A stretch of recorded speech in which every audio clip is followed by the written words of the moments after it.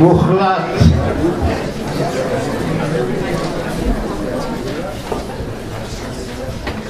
I need all students to have a seat.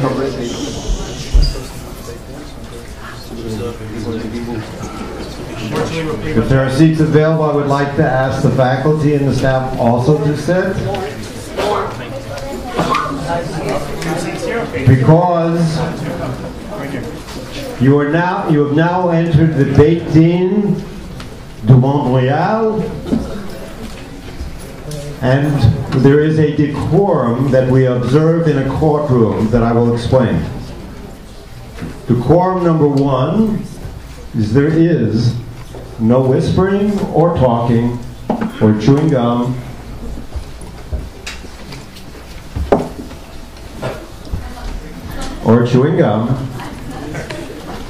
and that's number one. Number two, as I want, this is a learning experience, so you are to listen intently to the arguments that the participants are offering so that you can learn, because it is my wish that everybody participate in Moot Beit next year if you aren't this year. So let me explain what we're doing here this morning. Then I will introduce, well, I'll have the judges introduce themselves, and then I will charge the judges with their duties, and we'll begin. Moot Beit is done annually in order for students to take questions that are relevant today and apply halachic sources to the questions in order to create Jewish solutions.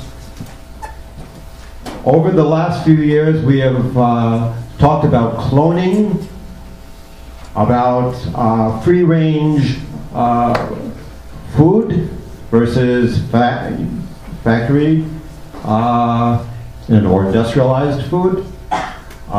And the question that we're going to be dealing with this morning is one of social media and Lashon Hara. So I will read the case to you so that you know what the case is, and the students have been busy applying numerous Judaic sources to answer the questions. Before I read the case, however, I want to let everyone know that this morning's Moot Beit and Herzliah's Moot Beit is sponsored by the Lederman Foundation, and so we are the proud recipients of a grant to do this. The winners of today's competition, there will be two groups, one in Group B and the other in Group C, will compete internationally in Los Angeles in the springtime.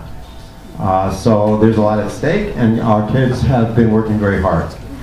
So the Av Beit Din, Shimshon Hammerman, would you please introduce the judges, or have them introduce themselves?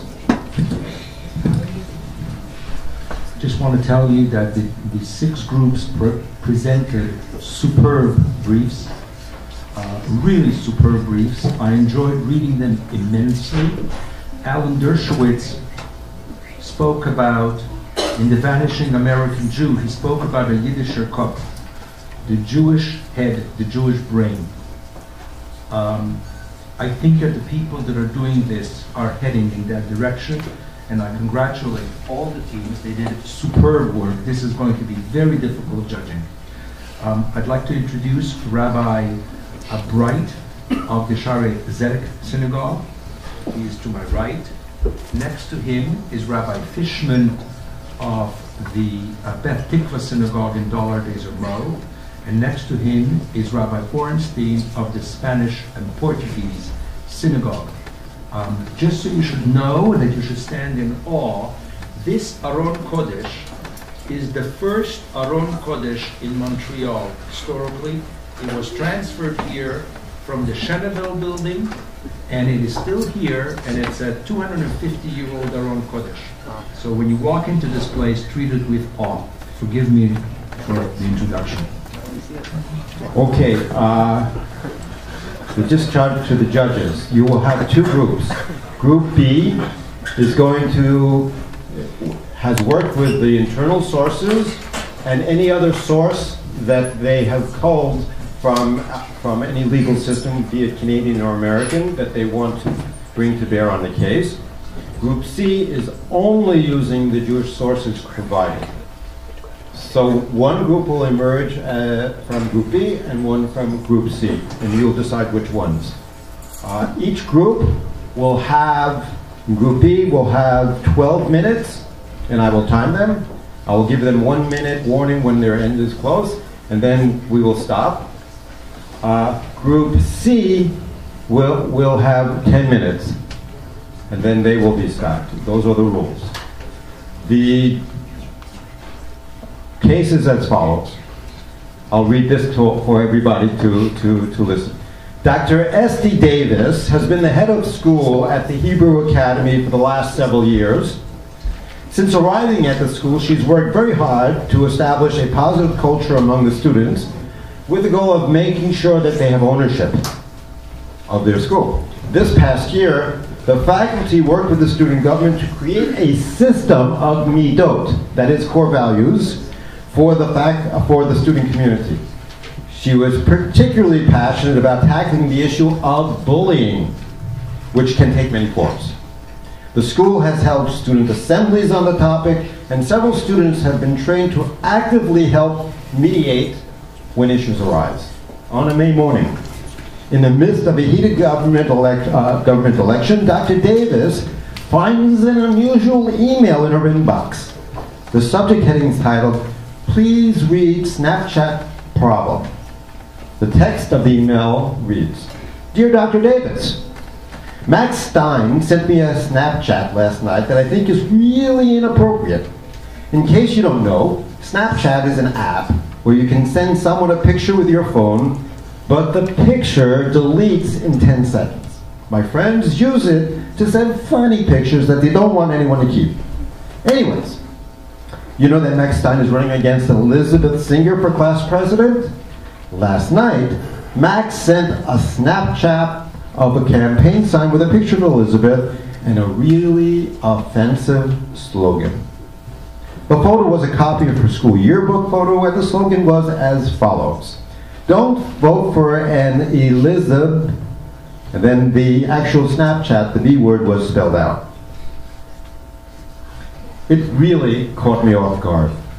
And I took a screenshot of it because I thought someone should know about this. As the current class president, I take these elections seriously, and I think it's really inappropriate for someone to use campaigning to bully someone. Because of the way Snapchat works, Max got a notification that I took a screenshot.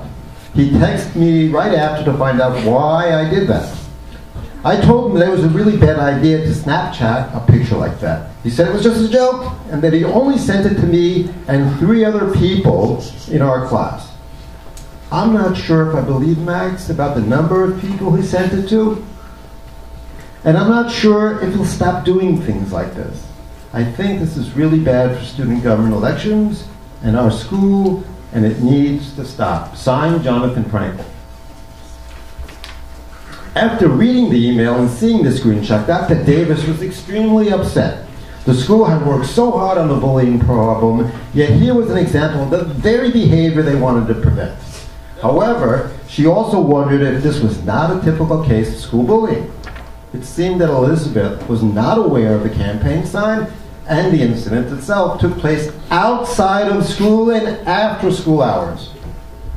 While the school had established a zero-tolerance policy towards bullying that occurs within the school, they did not have an established policy about cyberbullying or bullying that occurs outside of school grounds or school hours. Nevertheless, Dr. Davis was deeply concerned of what might happen if this escalated.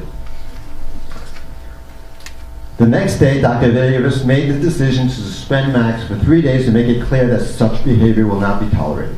Max and his family were shocked by the actions taken by the school. Max and his parents met with Dr. Davis to make clear they did not believe his actions deserved such a response. While Max understood that the school took the no bullying policy very seriously, he and his parents did not think that a Snapchat message sent to 4 friends after school was an act of bullying. They also felt the school had no right to police the students' private lives. Max said that the picture was a private communication between him and his friends, and that if anyone was to be disciplined, it was Jonathan, who had no right to share this Snapchat with the school. Max was adamant that he was the one who was wronged. Just last week, they learned about the Takana of Chem de Rabbeinu Gershom and how it was prohibited according to halacha to read another's mail. Why should the Snapchat message be any different? Also, wasn't Jonathan's email to Dr. Davis Lashon Hara?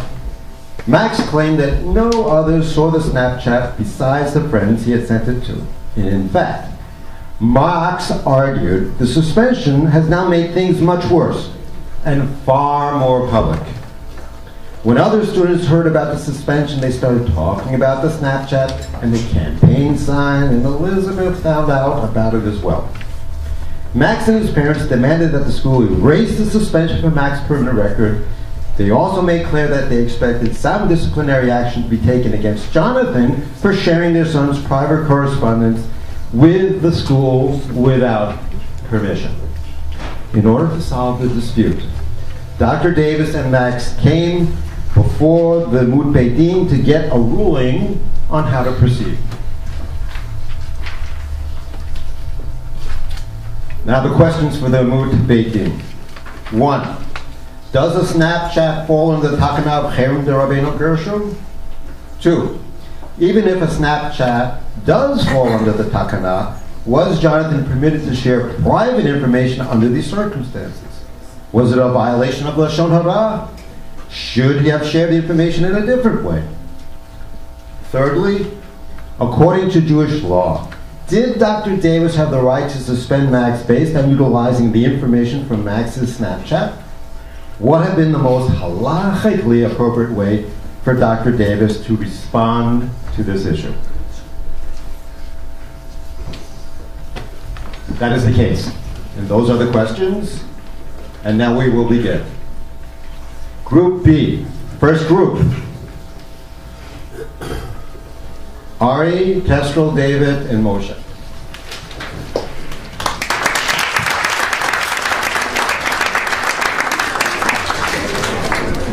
Introduce yourself first, and then I'll start the timer.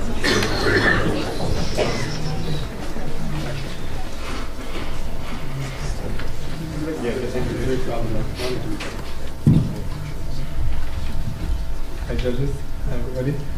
My name is Ari Bazov. I'm in secondary 5. Hi, I'm Kestrel Brown. I'm also in secondary 5. Hi, my name is Moshe Chaim Levy and I'm also in secondary 5. I'm David Gabay and I'm also in secondary 5.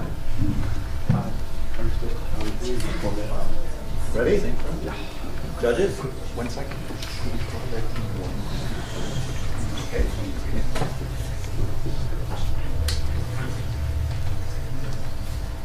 Begin. Lashon Hara is one of the clearest violations of mitzvot lo ta'aseh, but one that may becomes more difficult to identify depending on the circumstances surrounding it. Various laws may not apply in different situations, but what will never change is the definition of Lashon Hara and Rechilut. Lashon Hara is any derogatory or damaging statement against an individual, and the definition of Rechilut is any communication that reveals another's secret. In the present case concerning Max, Dr. Davis, and Jonathan, the laws still apply. However, there are mitigating issues besides that must be considered, such as Rabbeinu Gershom's Takana, and others that may cast doubt on the correctness of Jonathan's actions. Our legal brief will examine the arguments arising in the issues in this case. Issue number 1. Does a Snapchat fall under the Takana of Cherem de Rabbeinu Gershom? A Snapchat most certainly falls under the Takana of Cherem de Rabbeinu Gershom, 3 famous laws written by Rabbeinu Gershom in the 11th century. However, only one of these laws is relevant to our case. It is stated in Responsa Maram of Rothenburg, section 1022, that it was declared as forbidden to read a letter sent from one to another without his knowledge. If it is thrown away, it is permitted. This law will be evaluated in a few short moments. Snapchat is a mobile app that allows users to send and receive self-deleting photos, videos, and text taken with the app. These messages are called Snapchats. The sender determines how many seconds, up to 10, the recipient will be able to view the message before the file is deleted from their device. To determine whether a Snapchat falls under the takana, we must first establish whether or not a Snapchat is the same as a letter. To that end, we have noted that, like a letter, a Snapchat is a message with a sender and a recipient. Both are means of communication. Furthermore, since the takana was written in the 11th century, when the only means of communication was to verbally talk to someone or to send mail, the laws must evolve to fit today's society. Therefore, this halakha remains in effect today, and we must hold the Snapchat in the same regard as the letter. Max Stein sent a private picture that must remain private between he and those to whom he sent it. According to Tushivot Halachot Katanot, Volume 1, Siman 276, Rechilut, or Lashon Hara in this case, it says not only is it considered rechilut to talk about others, it is also rechilut to seek out others' private information, even if you do not disclose it to anyone else. This term is called gossiping to oneself. Therefore, if someone listens to another's private conversation or views a private Snapchat, he is not only violating the takana of reading one's mail, but he is also violating the Torah prohibition of Vaikra 19:16, Lo telech achil b'amecha, which is not to act as a gossiper among your people. Upon applying this takana to Max and Jonathan's situation, we note that even though Jonathan did not actually send Dr. Davis the picture of Elizabeth, he transcribed what he had seen in sufficient detail to her. It is as though she has seen the photo herself as a result. This means that Jonathan enabled Dr. Davis to break the cherem by providing the private information to her. Issue number 2. Even if a Snapchat does fall under the takana, was Jonathan permitted to share private information under these circumstances? Was it a violation of Lashon Hara? Should he have shared this information in a different way? As we've established, a Snapchat does fall under the previous takana. However, there are exceptions which have made Jonathan believe he was permitted to share this information with Dr. Davis. Upon receiving the picture, Jonathan immediately thought about how it would affect Elizabeth Singer and decided to alert an authority figure. By taking action, Jonathan has committed Lashon Hara regarding Max. Safek deoraita lechurban is stated in Mishnah Torah leRambam several different times, and it means that in case of a doubt concerning a law in the Torah, it is better not to take action than to act.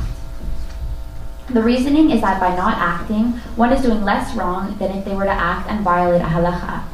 This explains why Jonathan should have first tried to learn more about the halachot of Lashon Hara by consulting a rabbi before approaching Dr. Davis. Some may believe that the Torah portion of Vaikra 19:16 forces one to speak out because it mentions Lo ta'amod adam re'echa, how you shall not stand by your fellow's blood. This means that you shall not view someone being harmed and do nothing to stop it. If you witness someone being harmed physically or emotionally, you must stand up for them and help them. Jonathan believed he did this by going to Dr. Davis and making her aware of the situation. But in doing so, Jonathan committed an avera of speaking Lashon Hara of Max. As we've previously shared the definition of Lashon Hara and Rechilut, we can understand that by sharing the Snapchat, Jonathan has violated both laws, and this caused him to stoop down to the same low level as Max. The Chafetz Chaim does say, however, that it is permissible to speak Lashon Hara for constructive purposes. In the last chapter of the section Hilchon Lashon Hara in Sefer Chafetz Chaim, it deciphers these conditions, saying, if someone witnessed another person wronging his fellow, perhaps by insulting or embarrassing him, and the witness knows that the offending party did not make any amends, he may discuss this incident with others in order to help the guilty party repent. The Chafetz Chaim then goes on to say that one is only permitted to speak Lashon Hara if they follow these 7 conditions. Condition 1. The speaker must have witnessed the incident himself rather than knowing about it from rumor. 2. The speaker should reflect thoroughly to ensure that the action in question is truly a violation according to the halacha. 3. The speaker should first approach the transgressor privately and rebuke him with gentle language. 4. The description of the sin should not be exaggerated. 5. The speaker must have pure intentions. 6. If the purpose of speaking the Lashon Hara can be achieved in another way, it is forbidden to speak Lashon Hara. And 7. By speaking Lashon Hara, the transgressor should not be causing more damage than would be appropriate as determined by a court of Jewish law reviewing this case. These conditions support Jonathan's decision to take action, but suggest that he did so in the wrong way. Jonathan violated multiple conditions, so the Lashon Hara that he spoke of Max is not permissible. Jonathan did not first approach Max before speaking out, so he violated condition 3. This was another way of handling the situation, and Jonathan failed to do so before speaking the Lashon Hara, which means he also violated condition 6. Thus, Jonathan violated the law of not speaking Lashon Hara about others. One may argue that Jonathan had the right to share Max's Snapchat because it had already been made public once Max sent it to 4 people. It even states in Halacha 5 of Mishneh Torah LeRambam that if Lashon Hara is made in the presence of 3 or more people, it can be considered public knowledge. But since a Snapchat is equivalent to a letter, and a letter is private matter, a Snapchat must also be considered private. This means that no matter how many people it was sent to, the mail was sent individually and privately, so it must remain private. If Jonathan had been a true friend to Max, he should have spoken to Max privately and explained to him that he had violated numerous Torah laws by speaking Lashon Hara. Had Jonathan done so and Max had not listened, then Jonathan would be within his rights to speak to an authority figure because he would have followed the 7 conditions perfectly. Issue number 3. According to the Jewish law, did Dr. Davis have the right to suspend Max based on utilizing the information from Max's Snapchat? What would have been the most halachically appropriate way for Dr. Davis to respond to this issue? Dr. Davis did not have the right to suspend Max because of the Snapchat. Max does deserve a punishment, but not a public suspension from school. Hebrew Academy does not yet have a policy on cyberbullying or bullying outside of school. But Dr. Davis felt she had to intervene because this case of bullying revolved around school elections. One might argue that sending a harmful picture over Snapchat is not a form of bullying, because it was only done once and the picture was intended to be deleted. Had the school had a policy for mudslinging during a politically charged environment, or a policy for name-calling, then Dr. Davis would be correct. Furthermore, through her actions above, she created an environment that encouraged students to share information told to them in confidence. This will lead to students not being able to trust each other because of the fear that their information will be shared with the school administration and potentially twisted out of context, resulting in their punishment. What Dr. Davis did resulted in the public embarrassment of not only Max, but Elizabeth as well. Embarrassing another person is one of the most severe prohibitions in the Torah. As it says in Talmud Bavli, Gemara Bava Metzia, he who publicly shamed his neighbor is as though he shed blood.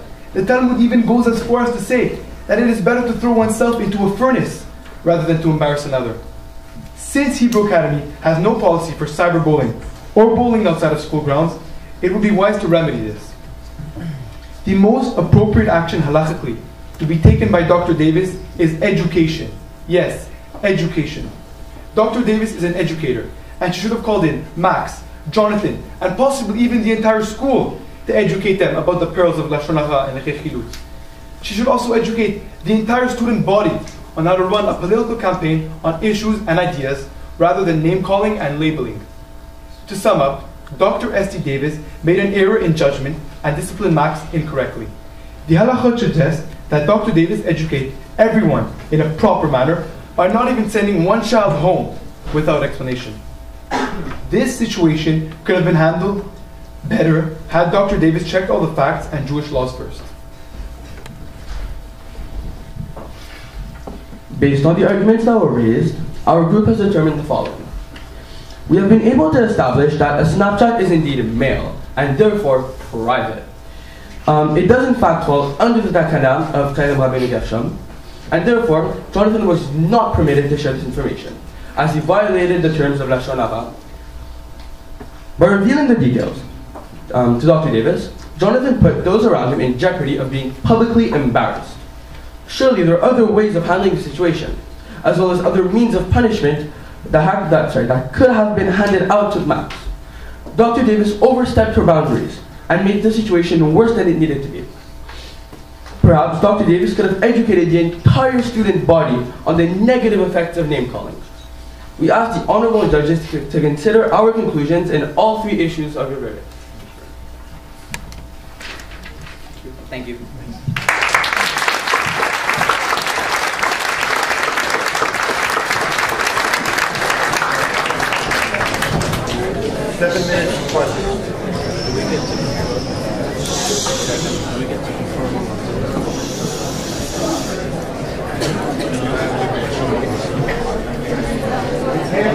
We would like to confer for a minute, so give us a minute.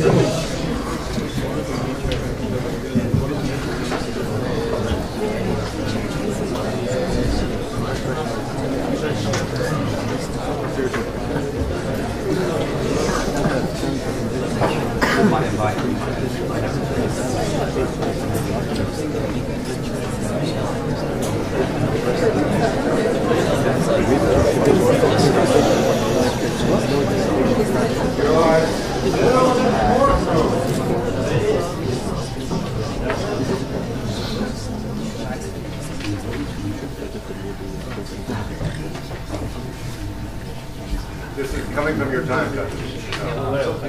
Okay. So just to establish what we're debating is the judges are arguing among themselves on whether a letter is considered private or not. Okay? That's the discussion among the judges. And that's germane to the case. If you forgive me, it's a linchpin in the case on whether a letter constitutes a private piece. I just want to say one more thing to the judges because I wanted to explain to you.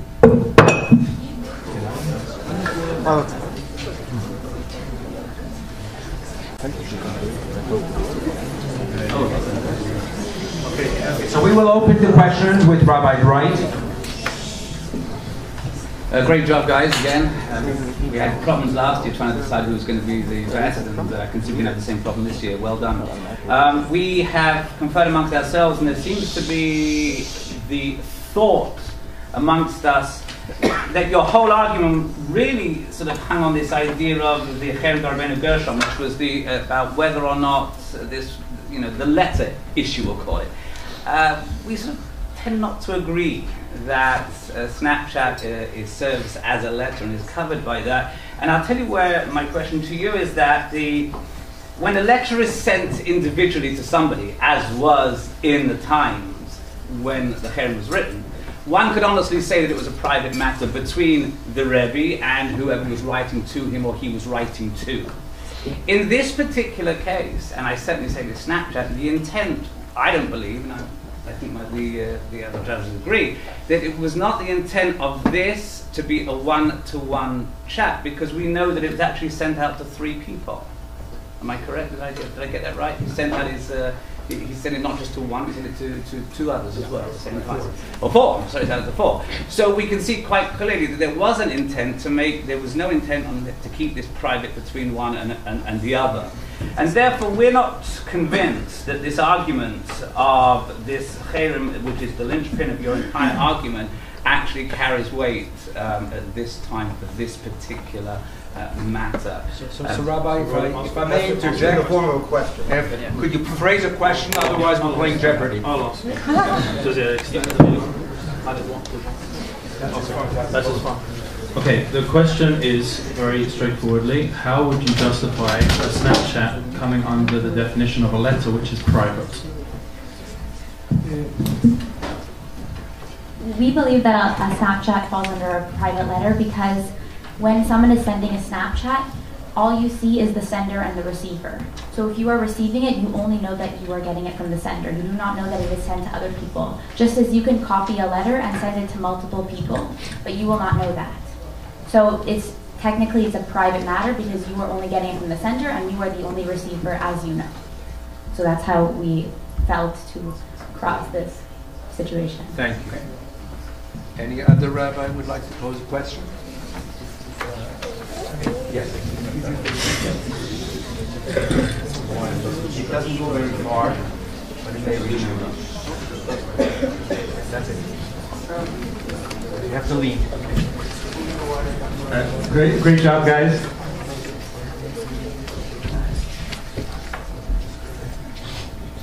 I have to admit I've never sent out a Snapchat. I hope that doesn't mean a dinosaur. Perhaps I should have in preparation for today, so I'd understand the technology a little bit better.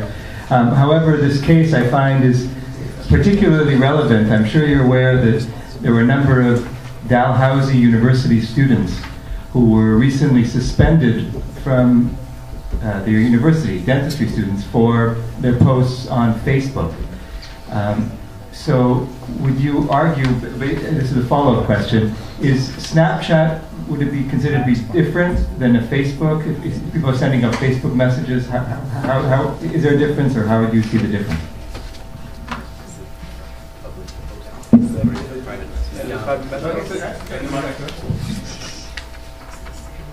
Okay, so there are two different types of Facebook. So there are two different types of posts on Facebook. There's a private message, and then there's like the public post.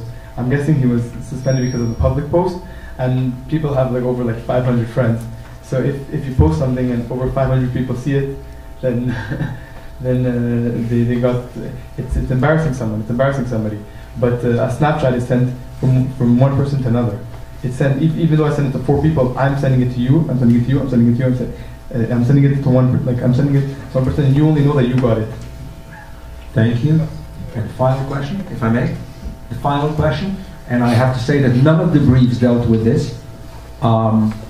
Did anyone consider the fact that Jonathan was the president of the student council and he had a responsibility as a president to report to the administration?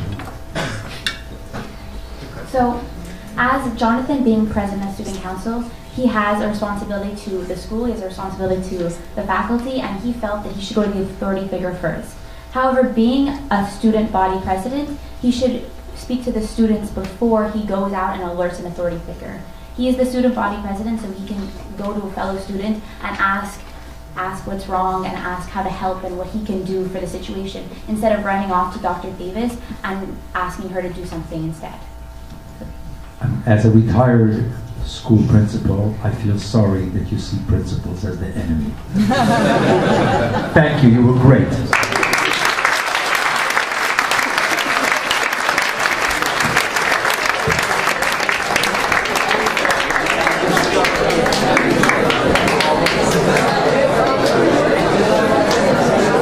Benjamin, hold on, there's a quorum. We can't continue. We are still in a courtroom. Guys, we're still in a courtroom. Benjamin, Jeremy, Gabriel, and Amanda.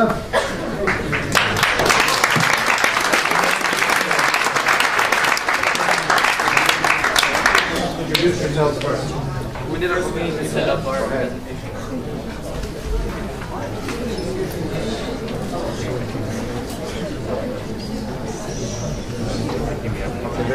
They're gonna include a PowerPoint. Yes. So this is used to them from last time. So this is group 2? It's the same group B. So this is B2B. There are 2 B groups.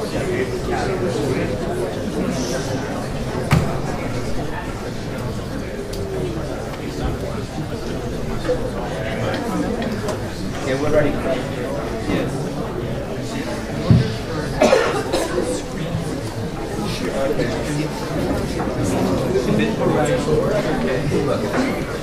Thank you for your... No,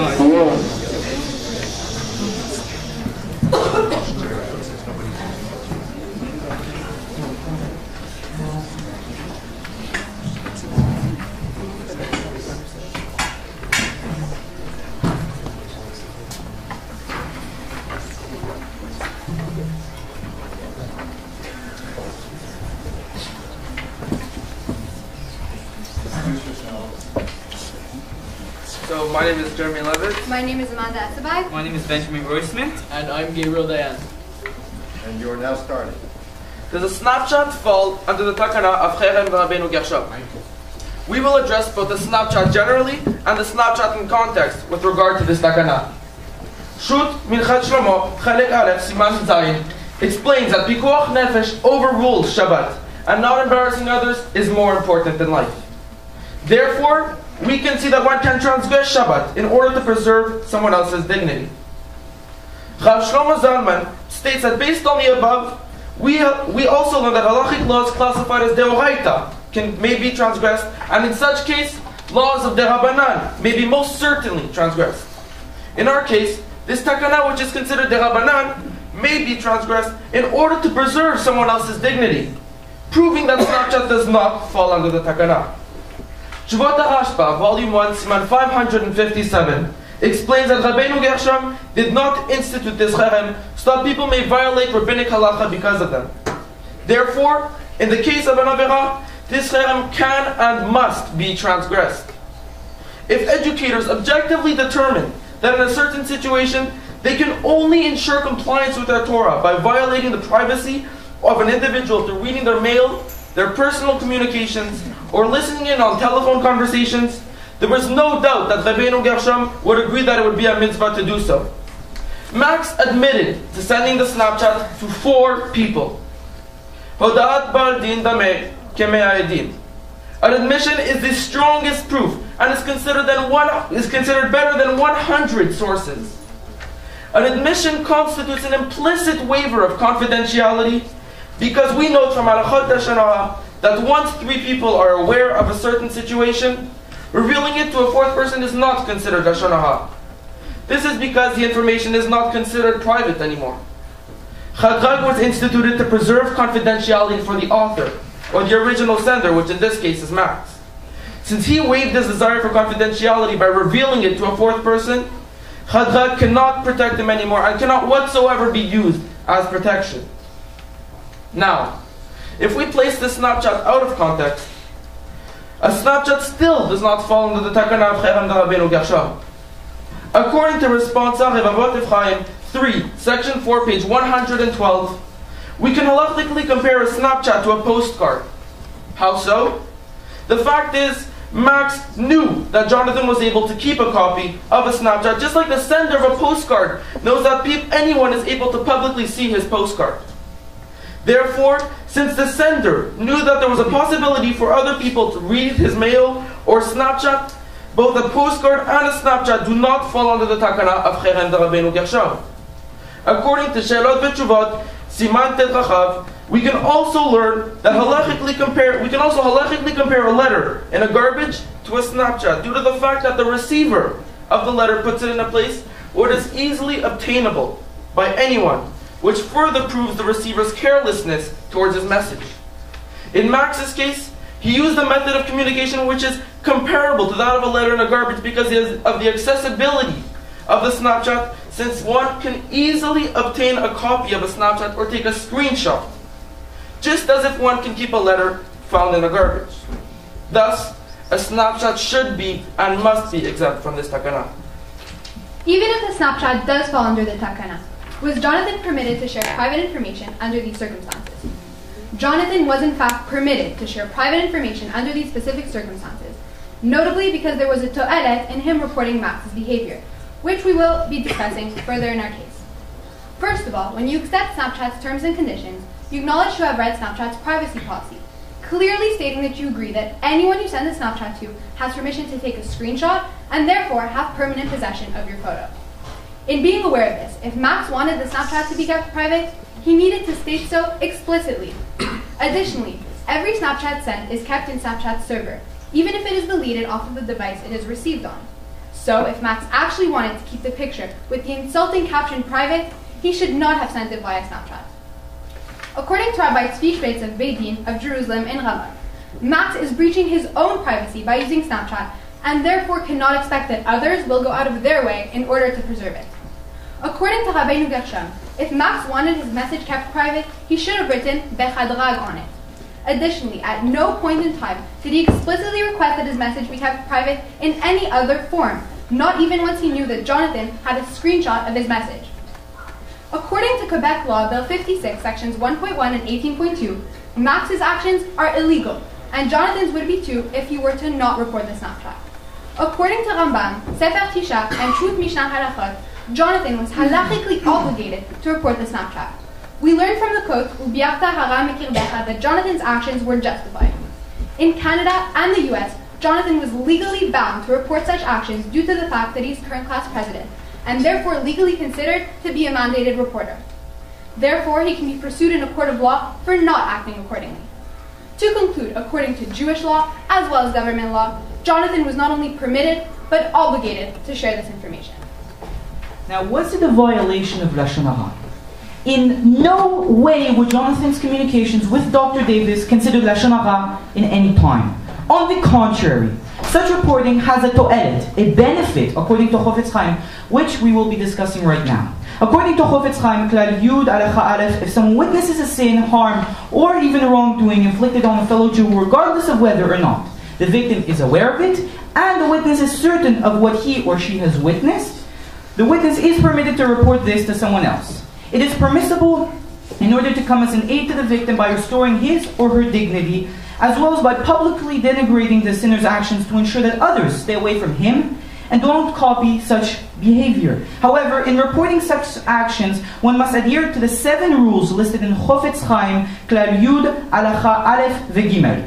According to Klal Yud, Alacha Gimel, if there is a to'elet by telling the story, then it is absolutely permissible to do so. This benefit can be to prevent others from committing the same evil, or to drive the sinner to repentance through the story being spread. Therefore, it is permissible for Jonathan to share such information. According to Klal Yud, Alacha, Hey Vav, if one witnesses someone speaking Lashon Hara about someone else, this is considered perpetration of harm, and all the laws of disparaging the perpetrator mentioned above apply. This not only applies if the victim knows that he or she was spoken of, but also if one sees that there will be a benefit from reporting such.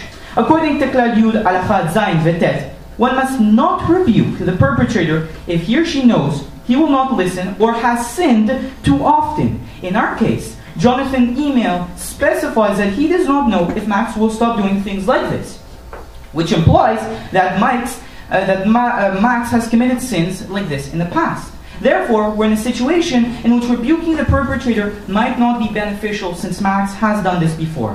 According to Chofetz Chaim, Klal Yud Alacha Tet, one must assist the Jew who was wronged and publicize the evil doings of the sinner. In our case, Jonathan has tried to right Max's wrong by reporting the act to Dr. Davis, the principal. According to Klal Ten Alacha Yud Gimel, one is permitted to tell someone with influence how one was wrong, in order for the influential person to rebuke the sinner or make him apologize for his sins. In our case, Dr. Davis is a person of influence who has the power to make Max apologize to Elizabeth for his actions. In addition, the source teaches us that this type of report is allowed by the Torah to be reported outside of a Beit Din.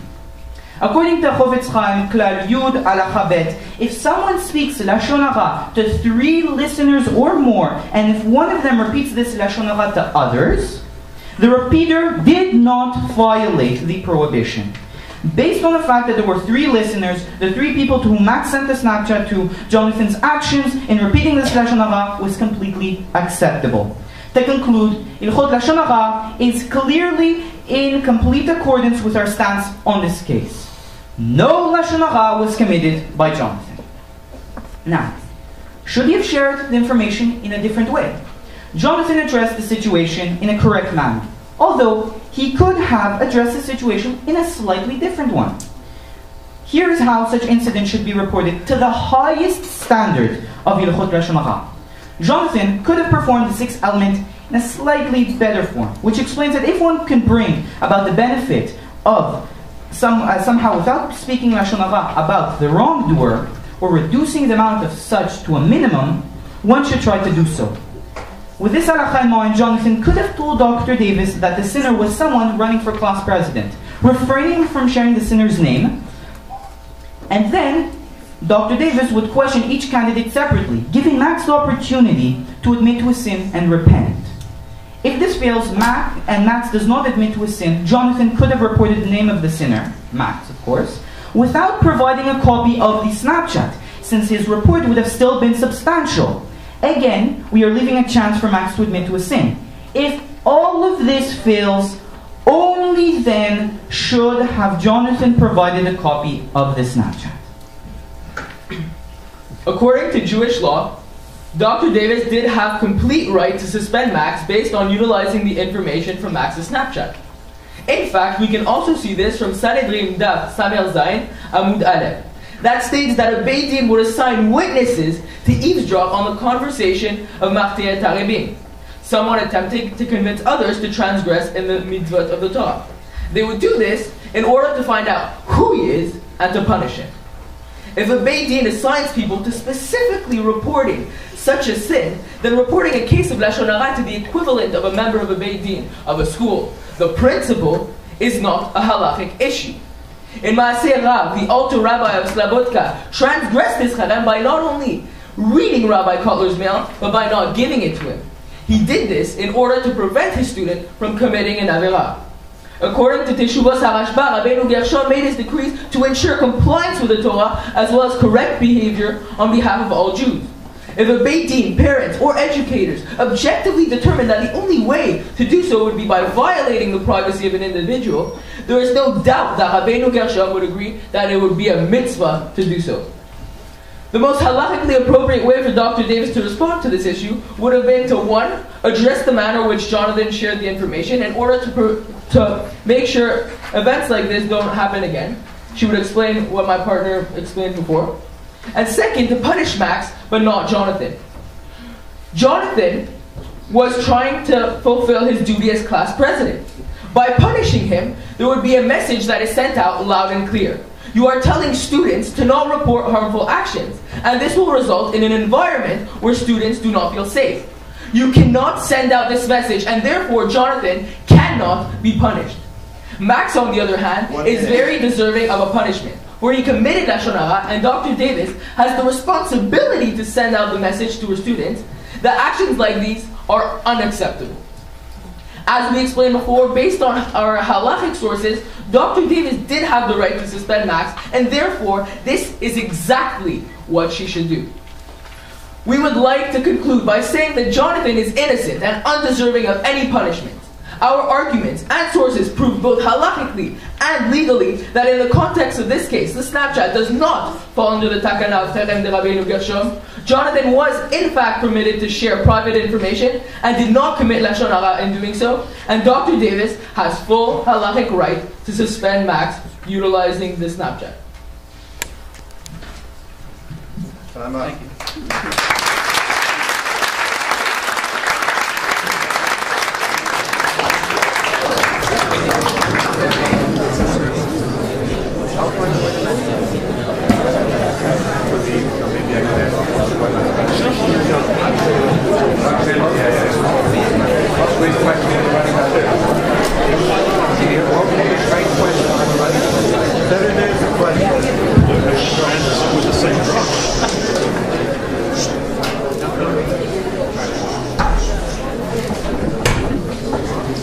I'm very sorry. I apologize. I have to leave for a funeral in just a moment. However, before I leave, I'd like to ask just one question, and that is, it says in Vayikra, Leviticus 19, "Hocheach tochiach et amitecha," which means you shall surely rebuke your fellow. If you see your friend doing something wrong, try to help your friend get back on the right path. The group before you argued that Jonathan should have spoken to Max directly before speaking to the principal. How would you respond to that? Should Jonathan have spoken to Max directly?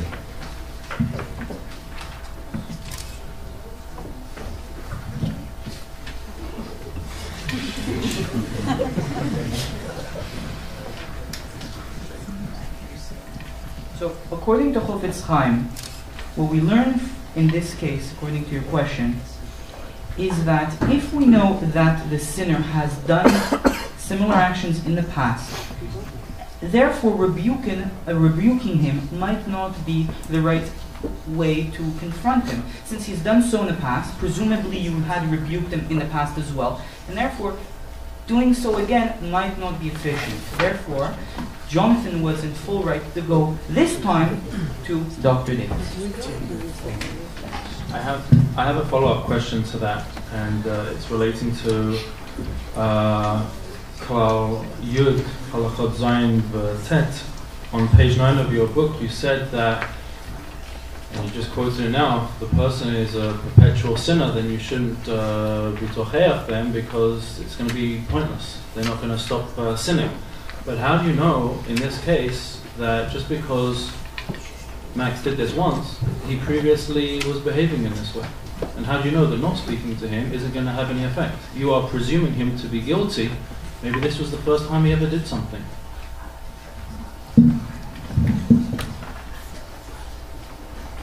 In the case that we were given, and I will add that I think a large part of your argument rests on this one point, that you were sure that rebuking him was going to be pointless. in the case that we were given, it states that Max has done similar things in the past like this. Therefore, we did not believe that it was necessary for Jonathan to rebuke him, considering that he's done so in the past, and that has not worked, and because of that, he has repeated the sin once again. Now, with regard to our whole point based on this, it's not only the case, for a simple reason. Because not only did he not rebuke him, but when Max received a notification via Snapchat that the Snapchat was kept by Jonathan, Max didn't even ask, what are you going to do with it? Or please don't share it to anyone. Or don't show it to anyone. Don't send it to anyone. Therefore, that shows his carelessness of the fact that it might be shared. So to say that one should not rebuke him is justified by the second point, that he didn't even care that Jonathan was gonna Snapchat it. The whole point of Snapchatting in this case was to go and rebuke. It wasn't to keep it as a souvenir. It was to rebuke. So Max could have imagined that.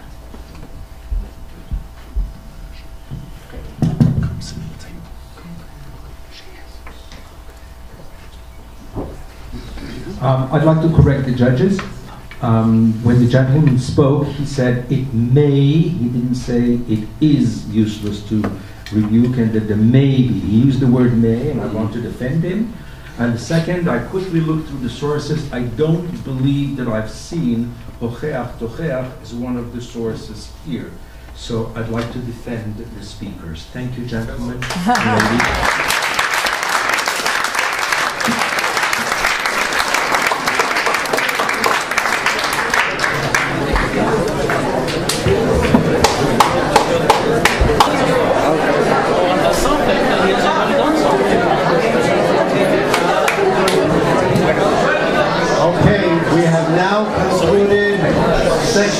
Category B. We're now moving to category C. The Maharad Abishara has joined us. Producer Stanovic and say hello. She will be judging category C. And the first group going up will be Daniel, Samantha, Aaron, and Shai.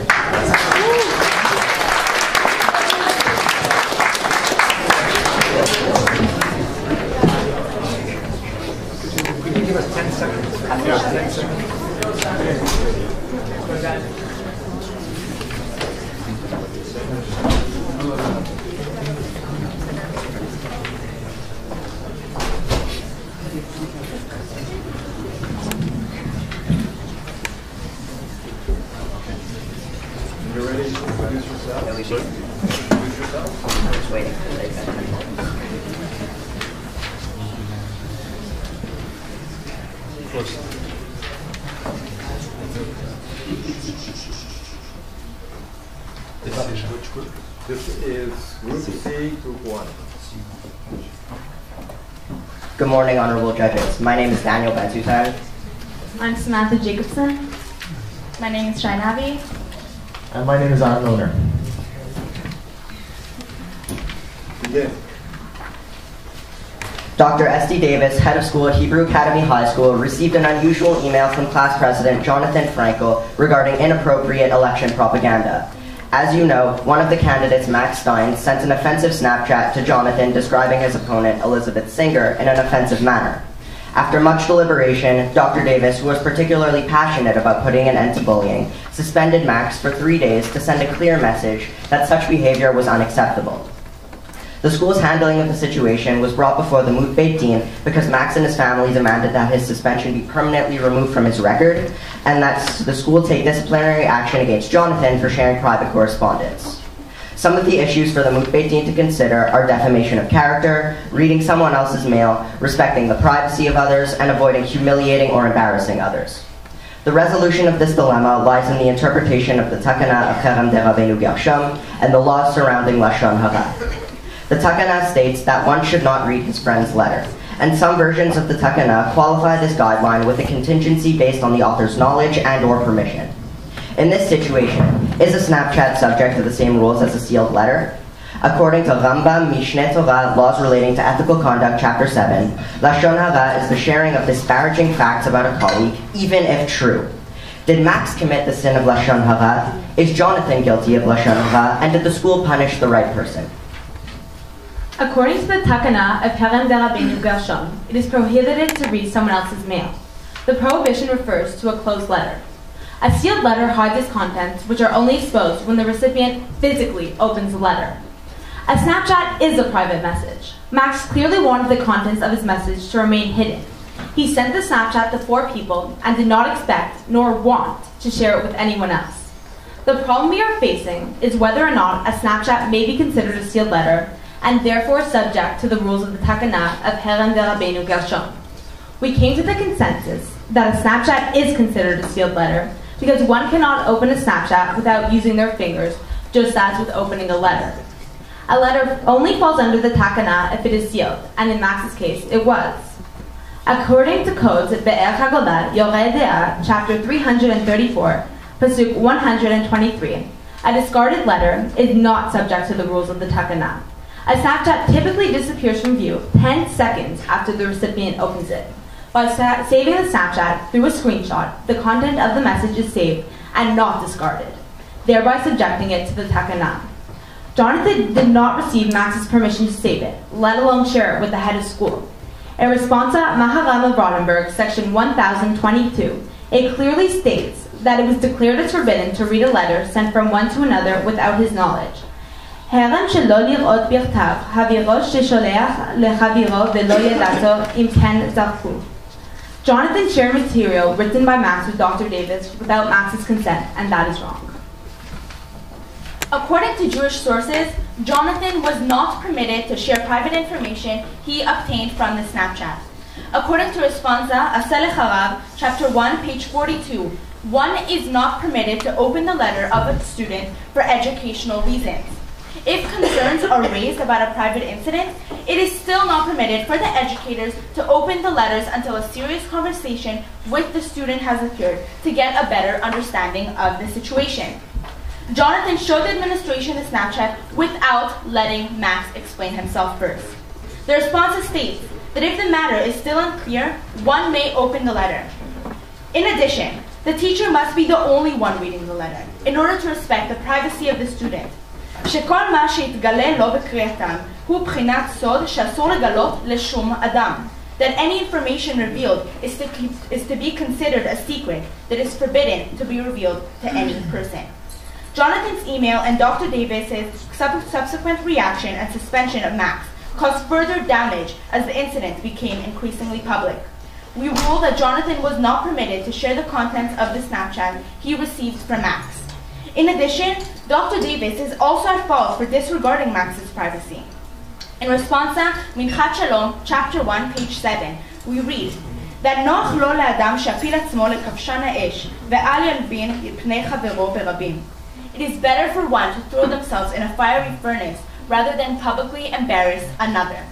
The actions of Jonathan and Dr. Davis caused the students of Hebrew Academy to learn about the incident, resulting in public humiliation for Max and Elizabeth. Jonathan's actions violated the laws of Lashon Hara, as described by the Rambam in Mishneh Torah, Laws Relating to Ethical Conduct, chapter 7, Halacha Bet, which states that Lashon Hara הוא המספר בגנות חברו, אף על פי שאומר אמת. Lashon hara is relating deprecating facts about a colleague, even if they are true. Lashon hara does not refer to the invention of lies. That is defamation of character. When Jonathan sent the email to Dr. Davis concerning the Snapchat incident, he committed an act of Lashon hara. By sending the Snapchat, he portrayed Max in a bad light. In the third halacha, it is written, אמרו חכמים, שלוש עבירות נפרעים מן האדם בעולם הזה, ואין לו חלק לעולם הבא. עבודת כוכבים, גילוי עריות ושפיכות דמים, ולשון הרע כנגד כולם. Our sages said, there are three sins for which retribution is exacted from: idol worship, forbidden sexual relations, and murder. Lashon hara is equivalent to all of them. Jonathan committed a grave offense that caused serious damage to himself, Dr. Davis, and Max. It is written, Lashon hara kills three people: the one who speaks it, the one who listens to it, and the one about whom it is spoken. The only other halachically appropriate way Jonathan could have shared the information would have been to get Max's consent to do so. Jonathan took a screenshot of the Snapchat because he believed the contents to be inappropriate.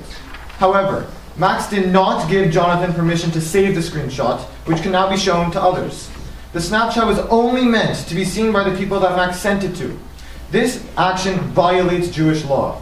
According to the Talmud Bavli, Yoma 4b, Minayin lomar davar lechaviro, shechu beval yomar ad sheyomar lo lechemor, shenomar vayikra aleph, vaydaber Hashem elav me'ahel moed le'amar. When a person tells something to his friend, the latter may not repeat it until the person says to him, go and say. However, Jonathan decided to send the Snapchat to Dr. Davis via email without Max's permission. A day later, she punished Max using the halachically inadmissible information that Jonathan sent to her. Why was this information invalid? According to Cherem de Rabbeinu Gershom, it clearly states,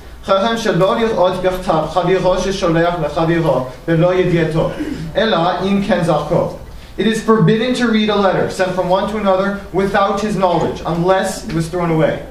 Max did not know that Dr. Davis would be seeing his Snapchat, and it was definitely not discarded. The Shulchan Aruch makes it clear that we do not set aside a Cherem de Rabbeinu Gershom even when there is an opportunity to perform a mitzvah. In the Snapchat case, the mitzvah that Dr. Davis was trying to achieve was prevention of bullying. However, since the punishment was based upon information that was obtained in a manner that violated Cherem de Rabbeinu Gershom, and which Max never authorized Jonathan to share, she did not have permission to punish him. By punishing Max with a suspension, the Snapchat case was quickly made public, causing shame and embarrassment to the victim of this scenario, Elizabeth. Rabbi Eliev Shochtman states in Shmatim 48 that it is possible that the seriousness of the emotional harm is the greater sin. This can be interpreted as the emotional harm Dr. Davis caused Elizabeth by making the situation public, which would be more harmful than Max's sin of defamation of Elizabeth's character from the Snapchat. We have established that Dr. Davis obtained the information about Max's defamation of Elizabeth's character in a halachically wrong manner. However, she now has the information about Max's wrongdoing and is personally invested in putting an end to bullying in her school. The appropriate halachic way in which she could have responded would have been to have a serious conversation with both Max and Jonathan concerning lashon hara and defamation of character. This should have been an opportunity to teach the boys rather than embarrass them and Elizabeth. In conclusion, a Snapchat does fall under the Takana of Cherem de Rabbeinu Gershom because it is a sealed communication that requires the recipient to physically open it in order to expose its contents. In addition, Jonathan's decision to save the Snapchat prevented the letter from being disposed of and kept it subject to the rules of the Takana. Jonathan was not permitted to share private correspondence he received in the Snapchat since he did not first try to initiate a conversation with Max to determine the circumstances surrounding the Snapchat. He did not receive permission from Max to share the contents of his message and violated lashon hara by relating negative facts about Max to the head of school. Dr. Davis based her decision to punish Max on information that was inadmissible under Jewish law. Furthermore, her actions aggravated the situation and caused embarrassment to Max and Elizabeth. In our opinion, Dr. Davis missed the opportunity to teach Max, Jonathan, and Elizabeth important lessons about bullying and midot, which could have furthered her objective of instilling core values in her school community. Thank you very much.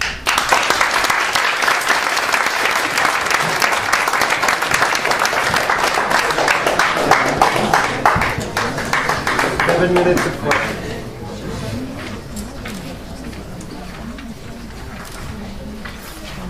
Max sent the Snapchat, and I think it's fair to assume that it's not the first Snapchat that he sent. In the previous group were asked the question with respect to the intent of that Snapchat being forwarded, and the response that was given by the group was that if it was supposed to have been private, he would have put on it do not share or private or keep it private. As somebody knows, when you send a Snapchat or anything, any of these other electronic communications, they can be easily forwarded. Doesn't matter what they are, whether it's only supposed to last for 10 seconds or not, they can be saved and sent on. How would you respond to, and the question I'm asking you, how do you respond to that had he not have intended it to have been shown to others? In other words, really protecting the privacy, he would have made it known that it was for the recipient's eyes only.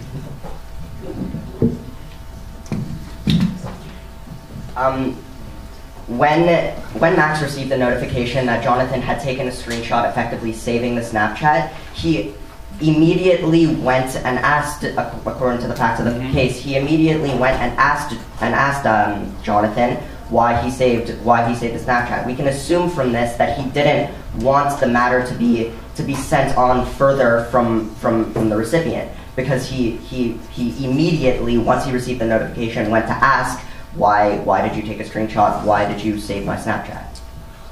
Okay. But that was after the fact. I think he should have I don't think he said anything because he trusted Jonathan to just not say anything at all. I didn't think he felt the need to be like, please don't share this. I thought it was pretty evident that he didn't want anyone else to see it.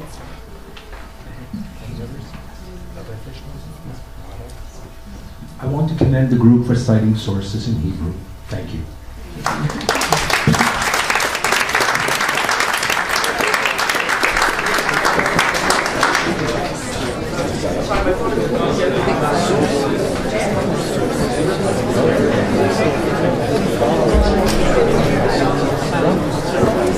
Okay, group 2 in category C will be Moshe, Jonathan, Ian, and Isabel.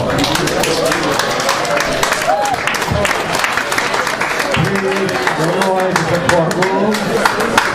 Excuse me.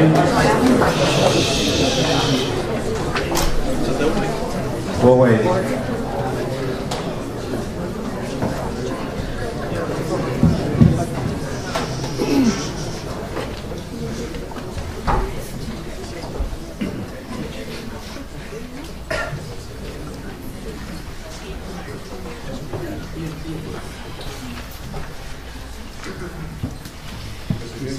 First and second.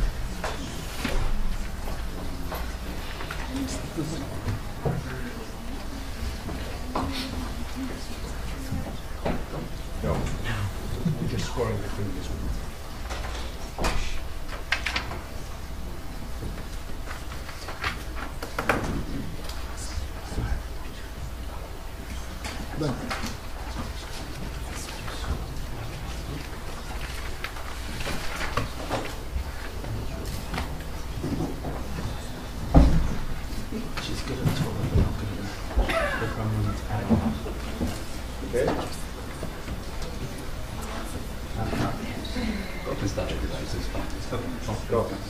Honorable judges, fellow students, my name is Ian Lederman.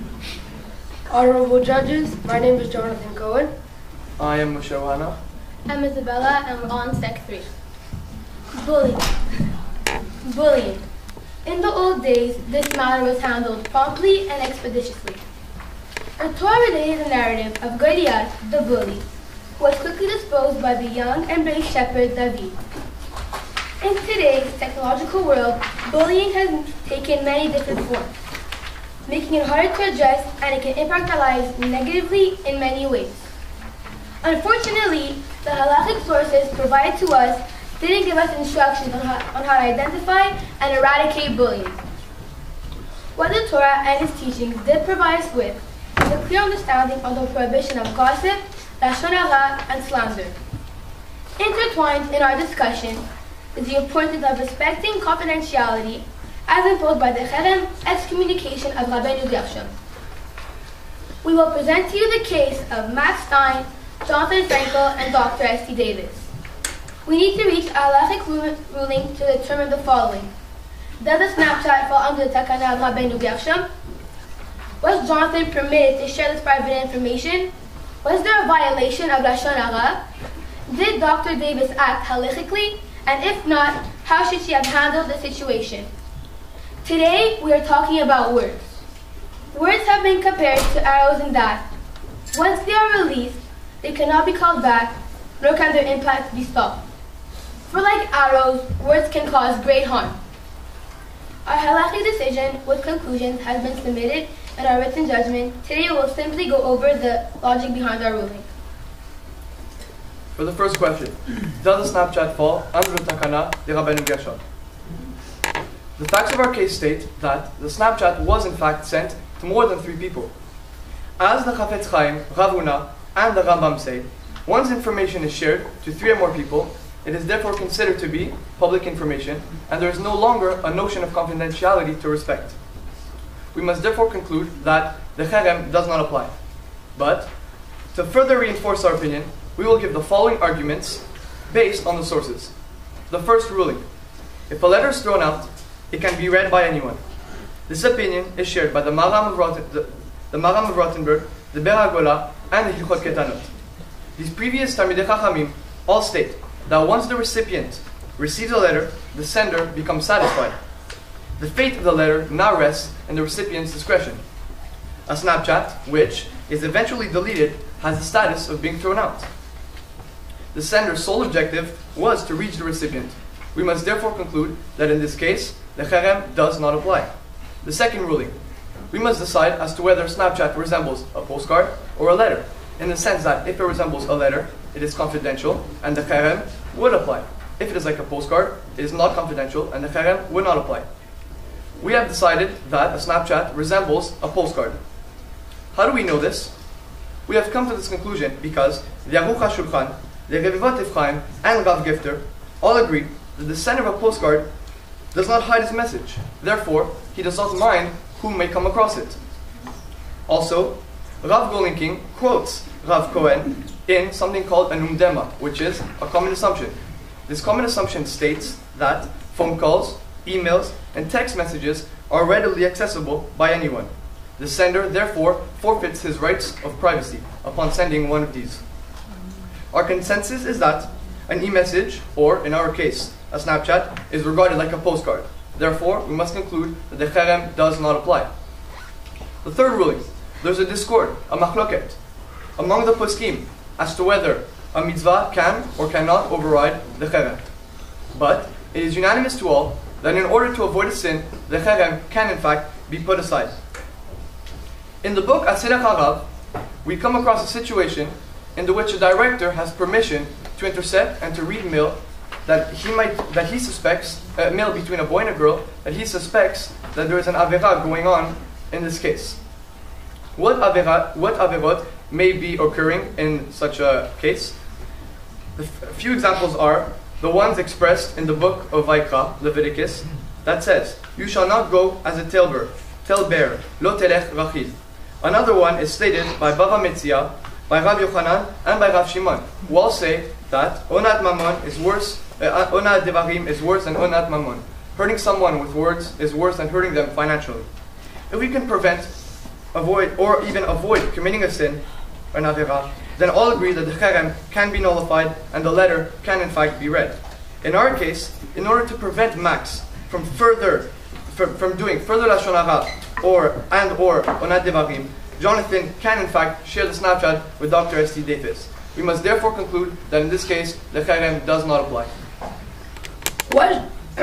Was Jonathan permitted to share the information? Is it Lashon Hara? Should he have shared it in a different way? Rechidut is a serious sin, which can cause bloodshed, as seen in the story of David and Doeg. The school culture was to promote ownership and responsibility. We must establish whether Jonathan was acting noble. There are 2 conditions where Lashon Hara does not apply. The first one being when it is done for constructive purposes and does not harm the subject, quoted to us by the Chofetz Chaim. The second one being when it is shared in front of 3 or more people. It is assumed that this information will inevitably become public knowledge. This quote is told to us by the Baba Batra, the Rav Huna, the Chofetz Chaim, and the Rambam. Our premise is that the Snapchat was relayed in front of 3 people, and Jonathan would seem credible as the current president.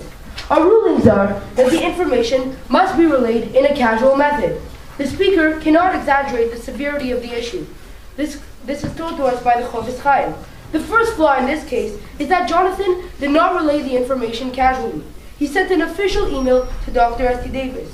The second flaw was that Jonathan made a derogatory comment towards Max. He made a judgment call claiming that Max will continue. With these 2 flaws, Jonathan crossed the line from being concerned and noble to the prohibition of lechilut and lashon hara. Question 3. According to Jewish law, did Dr. Davis have a right to suspend Max based on information received and the Snapchat? What would have been the most halachically appropriate way for Dr. Davis to respond to this issue? Dr. Davis may have committed some errors in judgment, which may have led to some inappropriate decisions.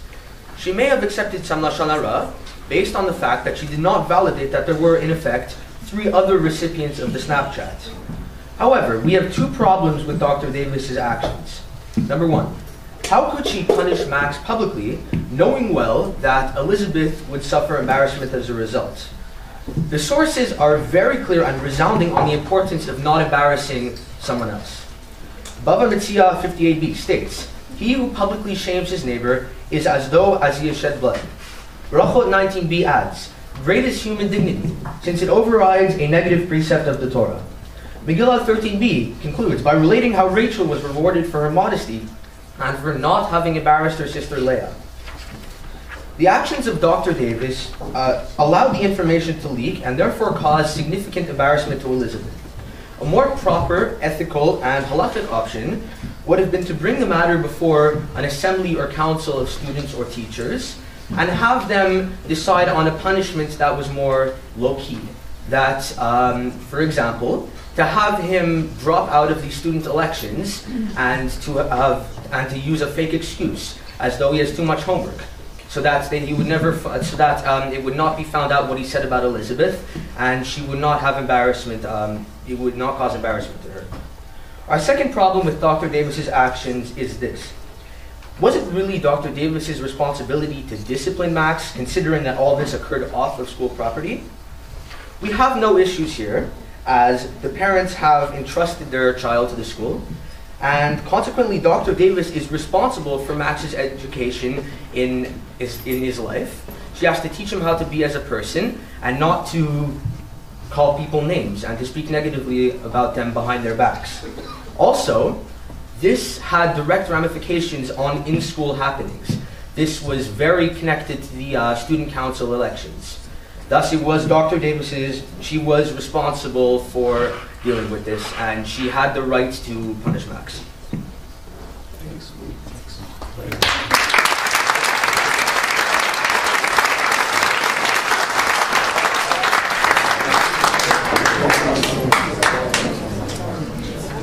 Seven minutes of questions.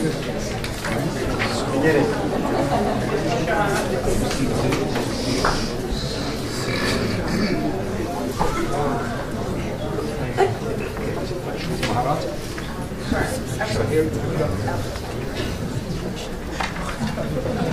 I like the suggestion that you've given to the principal, to the head of school. It's always good to hear. I think principals always appreciate suggestions from other students on how to discipline their students.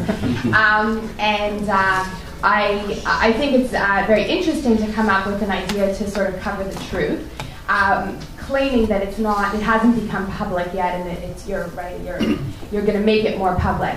But you already used the argument that it was public because it was sent to more than 3 people as an argument that it doesn't fall under the cherem. So how can you figure that one out? We claimed it was public. We claimed that it became public because Dr. Davis gave Max a 3-day suspension, and high school students like to find out what's going on with their friends.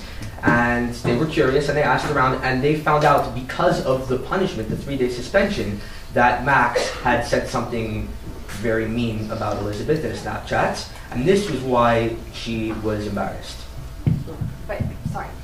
But you use the argument that it's already public, right, in the Snapchat email itself, right, in order to claim that it doesn't fall under the cherem. Yes? So it's already become public, and once it has already been sent to 4 people, the assumption is that it will probably be sent to other people, in which case other students are going to find out, right, and the Chavetz Chaim said everybody has a friend, right, there's that concept also. So it's likely going to become public. Is it really the principles? Become public. So in ethics, there's no right way of doing the wrong thing. So. Speak to the mic. I can refuse that. So I think what we meant by giving another solution than it is. So we already know that it's public because once you send it to 2 people, it is already public. But what Ian was saying, or we're all saying, is that once it's just to make it less of a bigger deal. Yeah. Also, to add a bit on that, like the Chavetz Chaim says that everyone has a friend, we are agreeing that it becomes public information, but it doesn't necessarily mean that everyone will find out. If Dr. S.T. Davis does in fact make a big fuss about this situation, we are basically assured that this information will get out and kids will start to hear about it. We can technically say that the information will spread out more if Dr. S.T. Davis was to make a big fuss about it, compared to just sticking with the Chavetz Chaim's opinion regarding the situation.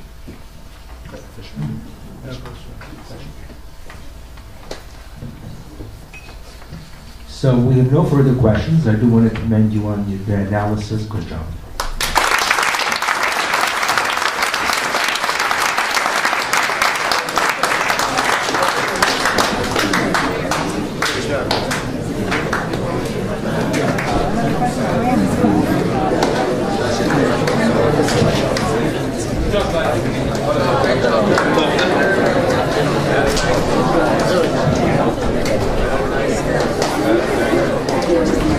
The group 3 under category C will be Romy, Tal, Abigail, and Jeremy.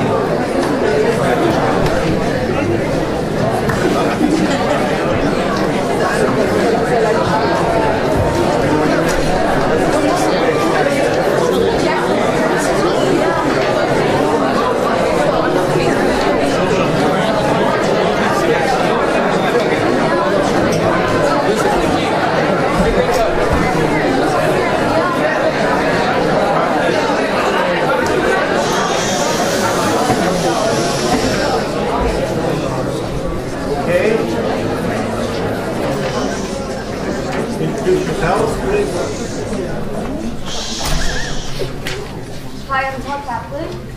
I'm Abigail Weiselberg. I'm Romy Phillip. And I'm Jeremy Schachter, and we're all in secondary 3. Begin. In modern day, social media plays a huge role in our everyday lives.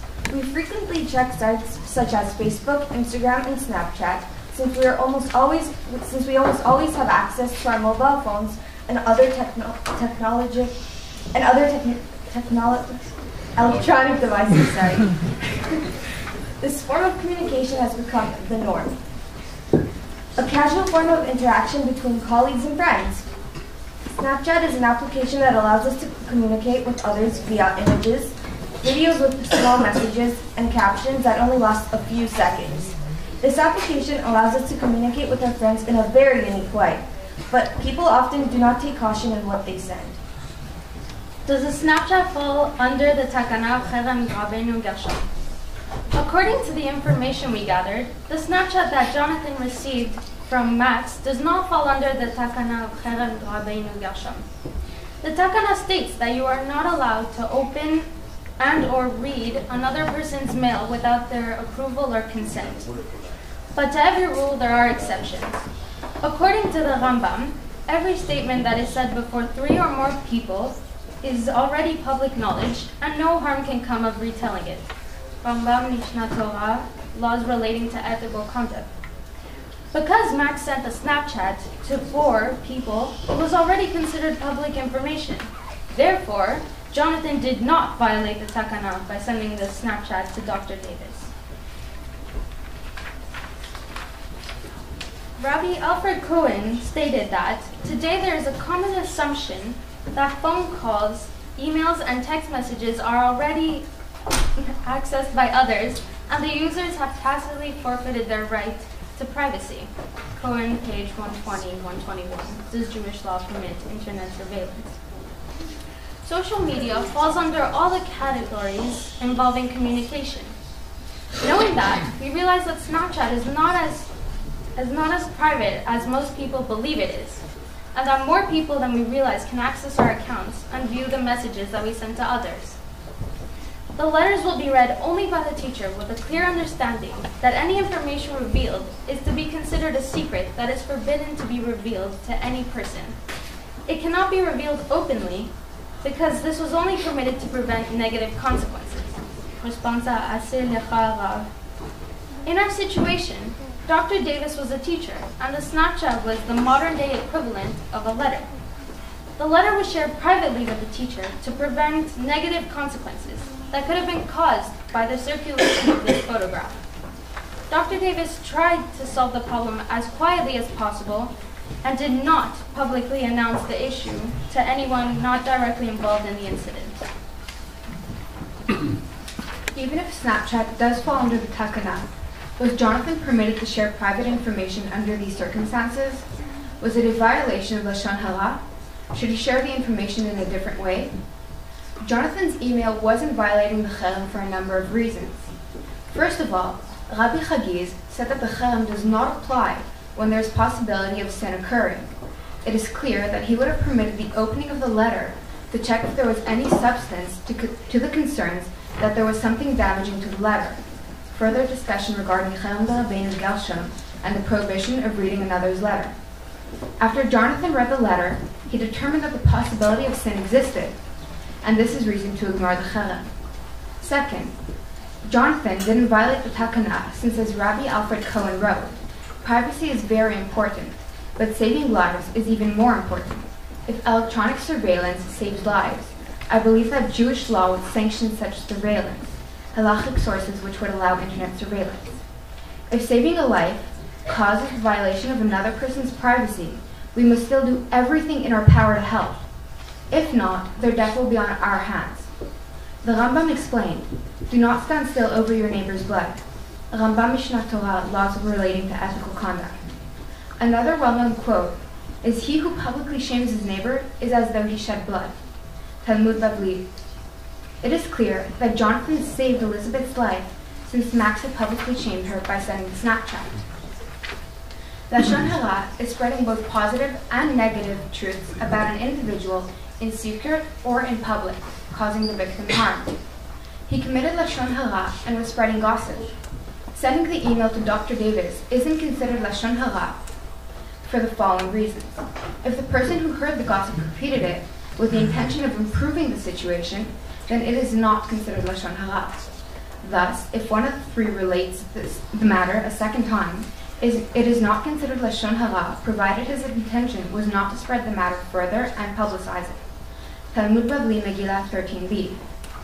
As Maimonides and many others have said, the reason why it is not Lashon Hara is because everyone has a friend, so if 3 people already know it, it's bound to spread.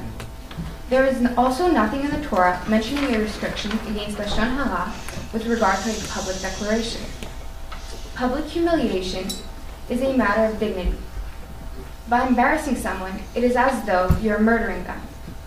just as it is permitted to violate Shabbat in order to save a person from death, all the more so it should be permitted to save someone from public embarrassment. Berachot 19b states that human dignity is so great that one can violate Torah prohibition in order to preserve it. Responsa Minchat Shlomo.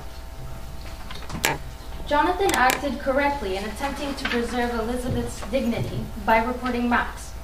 Before he sent the email to the principal, the first thing he did was confront his friend. Jonathan informed Max of his wrongdoing when he screenshotted the Snapchat, but Max simply replied it was just a joke, and that he only sent it to Jonathan and 3 other people. Not believing what Max had said about the number of people he sent it to, and not knowing if he'd do it again, Jonathan reported it. Jonathan decided that this situation would be handled better by the principal. Although we believe that Jonathan's solution was too drastic, he was still right. He addressed Max before bringing it up with an adult, and he then consulted the principal to improve the situation. According to Jewish law, did Dr. Davis have the right to suspend Max based on the information from Max's Snapchat? And what would have been the most halachically appropriate way for Dr. Davis to respond to this issue? Dr. Davis had every right to suspend Max based on the Snapchat, but it would have been more halachically correct for her to deal with the issue in a more private and subtle way. By suspending Max, the reason became far more public and was embarrassing for both Max and Elizabeth. Rather than suspend him for 3 days, she could have suspended him for 1 day or thought of a more creative solution. A 3-day suspension is a big deal, and people will be curious about its reason. And it is possible that the seriousness of emotional harm is the greater sin. Further discussions regarding Kerem Derabenu Gershom and the prohibition of reading another's letter. Since the punishment was so public and severe, everyone learned of the incident that precipitated it, and that embarrassed Elizabeth even more. It is said that the person who listens to gossip is even worse than the person who tells it, because no harm can be done by gossip if no one listens to it.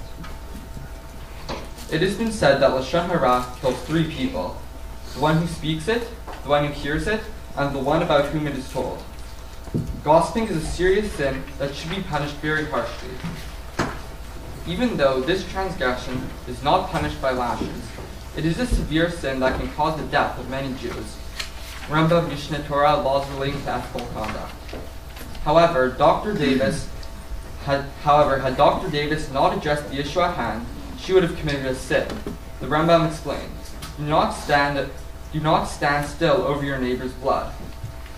In other words, taking action was the correct thing to do. The immediate response can make a very strong impression on anyone who might possibly commit the same sin in the future. It is not clear that electronic communications are actually considered private. Privacy is very important, but saving lives is even more important. Does Jewish law permit internet surveillance? The preceding quote suggests that Dr. Davis's participation in this situation was needed and was appropriate, but was slightly exaggerated. There may have been a more halakhically correct way for Dr. Davis to deal with the issue. Jonathan should not be punished because he did what he thought was right for the right reasons. He did not mean to harm Max in any way. He simply wanted to avoid a similar situation in the future. In reward for the modesty displayed by Rachel, she was granted to number among her descendants Saul. She gave her sister the secret code for when she was supposed to marry Jacob. That way she wouldn't be embarrassed. And Jonathan did the same thing. Shaming someone is like killing them. And if word spread, Elizabeth would have been embarrassed. And Jonathan did all that he could to prevent that. 1 minute. It is better for a person to throw themselves into a fiery furnace rather than to publicly embarrass another. Minchat Shlomo 1:7. We do not think that the Snapchat falls under the takana of Herzliah Rabbeinu Gershom because it's not a private form of communication. The app sends notifications to the user when the Snapchat is viewed or screenshotted. Therefore, the user is aware of what's going on with the image at all times. So nothing is being done without the knowledge of the one who sent it. At the end of the day, Jonathan did the right thing by reporting the Snapchat. But Dr. Davis' punishment shouldn't have been so drastic.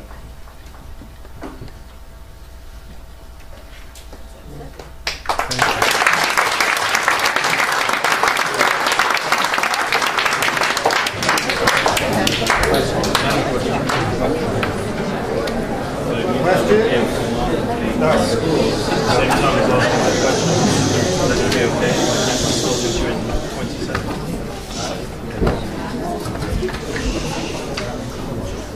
Thank you, that was an excellent presentation. The question that I have for you, if I can find it.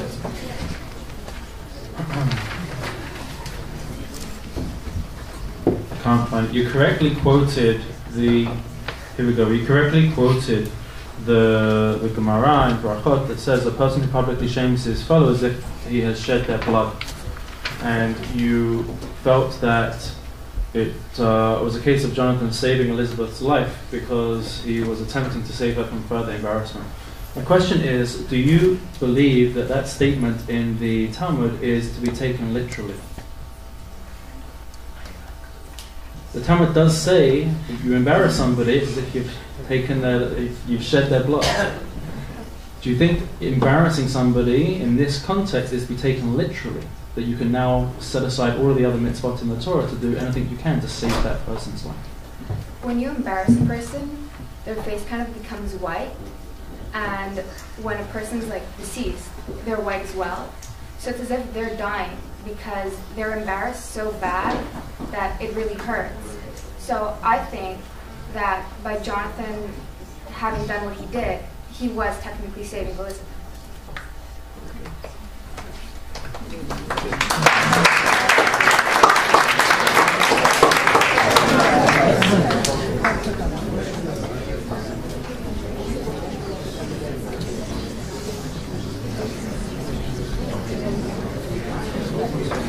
Further questions?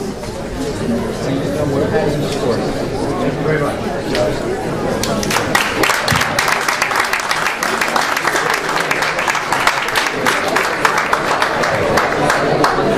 I'd like to commend everybody for sitting so well for so long. We have one more group, so I'm begging your patience.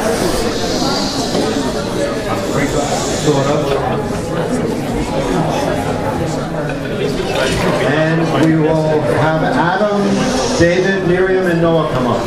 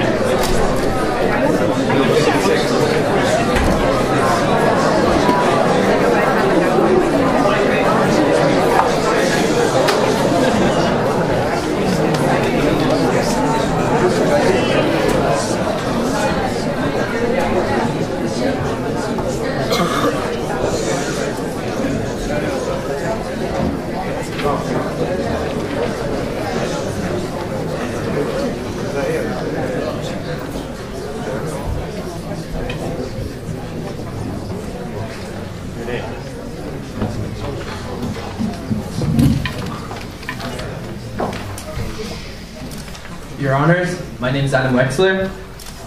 I'm David Buadana. I'm Noah Bickle. I'm Miriam Buadana. We're all in secondary 4, and I'd like to begin. Honorable judges, we will prove to you that Jonathan Frankel is the one who is severely wronged. We will explain that the Snapchat does in fact fall under the Takana of Cherem de Rabbeinu Gershom. Therefore, he wasn't permitted to share this private information.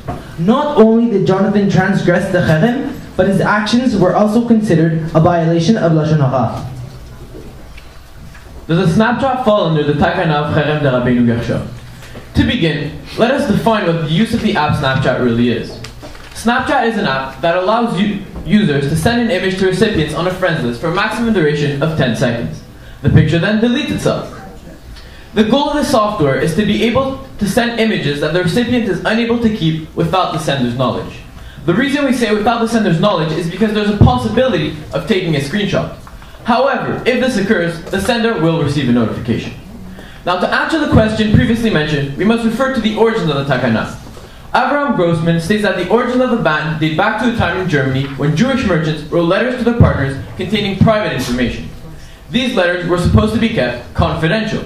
However, since these merchants were in competition, there was so little stopping inquisitive readers from opening them. So, Rabbeinu Gershom Me'or HaGolah suggested that a ban be created in order to prevent people from reading and opening mail that is not addressed to them. Just like the merchants, Max and Elizabeth were in competition. They were both running for class president. The Snapchat sent by Max was a private message that was not intended to be shared, and therefore it does fall into the Takana.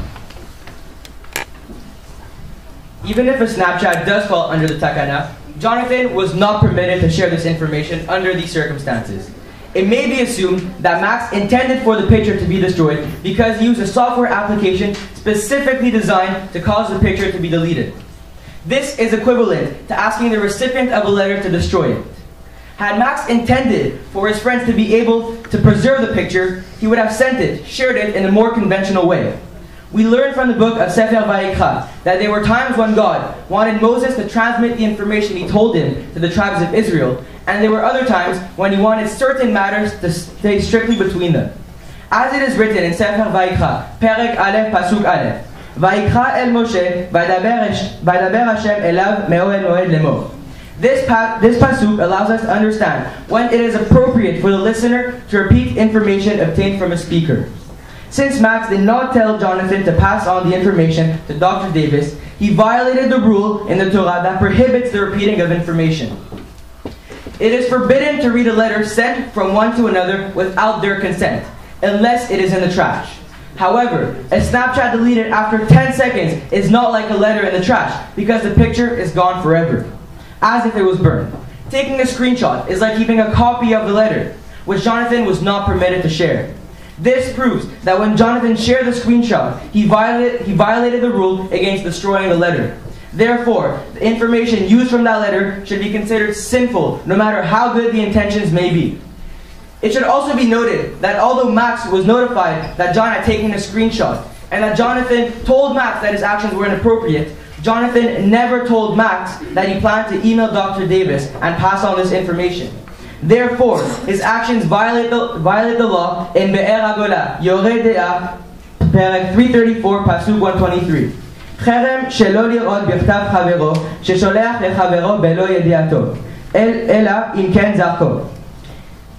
We can learn from this pasuk that it is forbidden to read another's letter without his or her knowledge. Jonathan's misdeed in sharing the private information are compounded by the fact that Max had not granted him permission to do so, nor was Max even aware that Jonathan was going to do such a thing.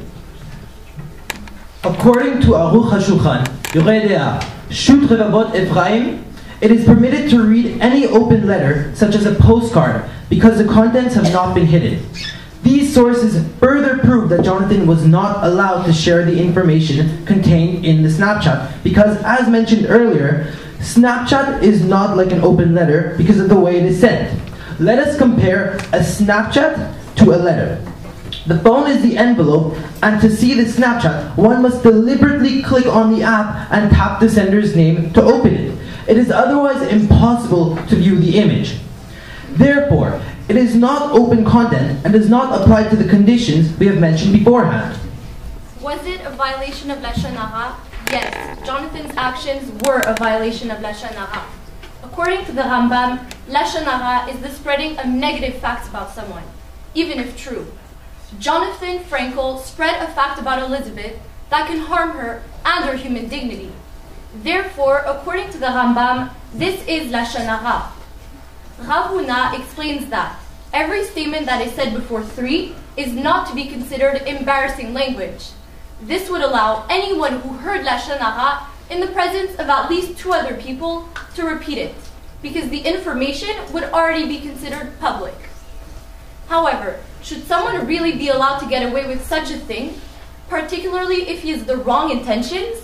If so, imagine how many rumors would be spread, one after the other and without consequence. Fortunately, the Rambam prevented such sins from going unpunished. He added a simple condition. It will not be considered lashon hara only if the one who repeats it has good intentions. But if his intentions are to spread the matter further or to publicize it, then it is considered a violation of lashon hara. Now, were Jonathan's intentions entirely good?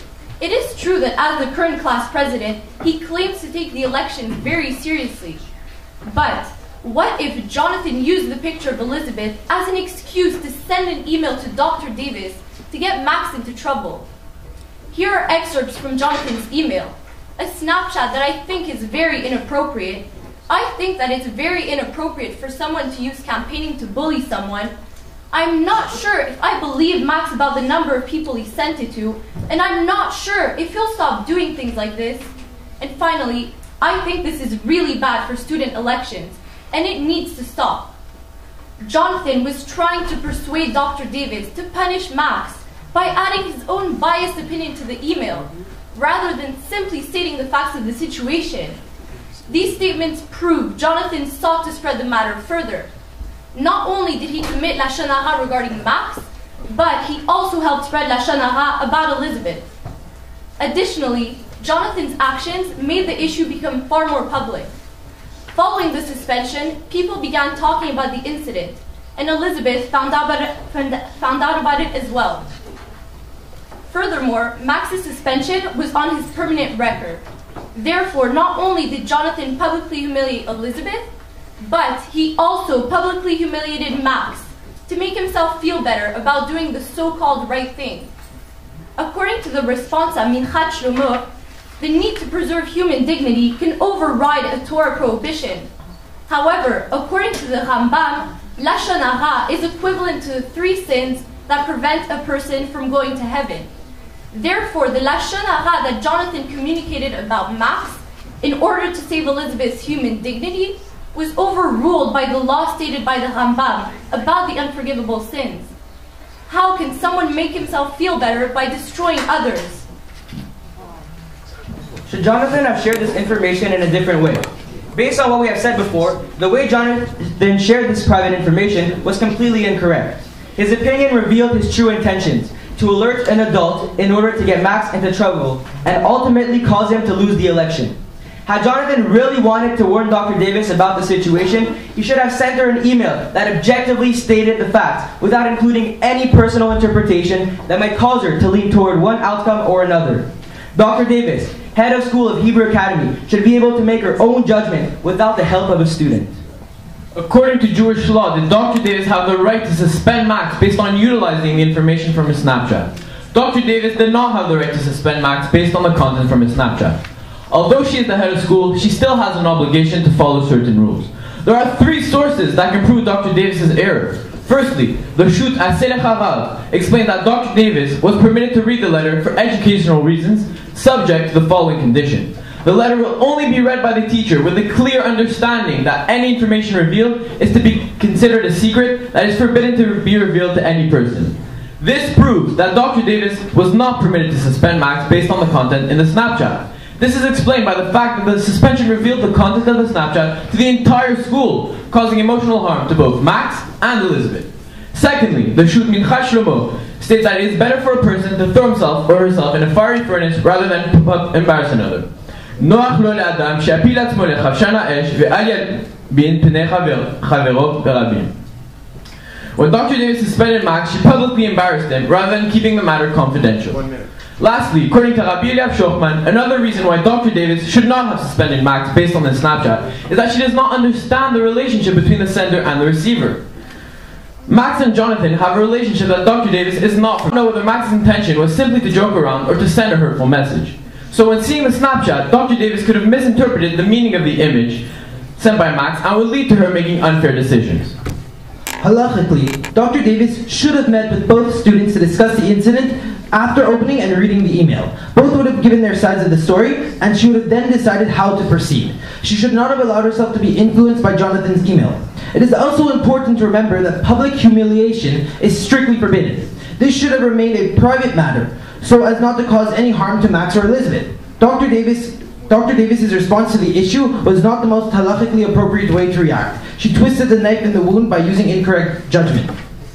To make our final statements, Your Honors, we would like to suggest that Dr. Davis and the faculty of Hebrew Academy revoked the demerit that was placed on Max Stein's permanent record. In addition, we would like to put forward the option to postpone the class elections because after causing such ruckus, the candidates deserve a fresh start. Although Max Stein did say some hurtful things over Snapchat, it was not he who was severely wrong. One screenshot, a violation of Rabbeinu Gershom's Takana, and an email filled with Lashon Hara was all it took Jonathan Frankel to destroy not one, but two reputations. Thank you.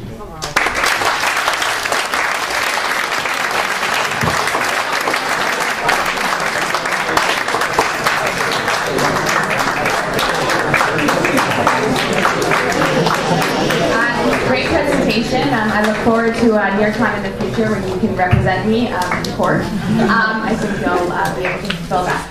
It's expensive, yeah, that might be a problem. Okay, so my question is, I think you had very good arguments and very compelling arguments, but I'm still troubled by how you feel about Max and whether you feel that he was protected by the fact that it's just his own Snapchat. And keep in mind that he's like yourselves, right? He's a student in high school, and you know, when is somebody just protected from not just hurting somebody else, but when there's a teachable moment, either for a parent or for a teacher, to teach kids that this is an inappropriate act, regardless of what the punishment was by the principal.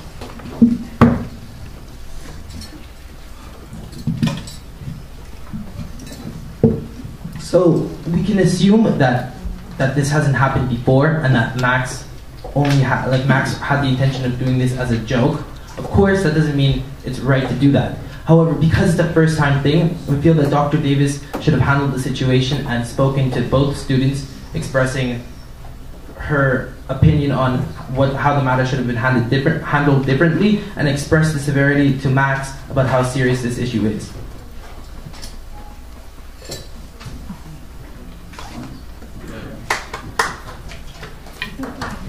Thank you guys, great presentation. I'm sorry that PowerPoint didn't work. The question I have for you is that I think it was Adam. Yes. You mentioned that the reason why it doesn't apply is because the Snapchat no longer exists once it's been seen after 10 seconds. It's disappeared and it's no longer available, and therefore. That was sort of, I'm paraphrasing your argument here. But yet we do know that from technology, it actually does exist. And it was said earlier by one of the other groups that it is all these things are kept on servers, that if they have to be recalled later on for any legal reasons, they can be done so. So the argument that it no longer exists, how would you respond to that? Well, that was an outside source, but what we're given from the facts of Snapchat inside the case is that the picture is deleted. So, and also to get that information, not anyone can get that. They have to request special permission from the Snapchat headquarters, which probably would not be granted to just a kid like him. Right, but it's still available. It's still available if need be. So it hasn't disappeared. Yeah. So today nowadays, anything said on the internet basically is obviously kept. As to an average human being, a student, let's say we receive a Snapchat after those 10 seconds, to us it is gone forever. We cannot retrieve it unless, of course, we go to the Snapchat headquarters and retrieve it from their server, but that is kind of difficult unless the matter is quite severe. And the police and other authorities are the only ones who have access to the Snapchat headquarters and their images. So we do agree that it does still exist. Yes, but Jonathan...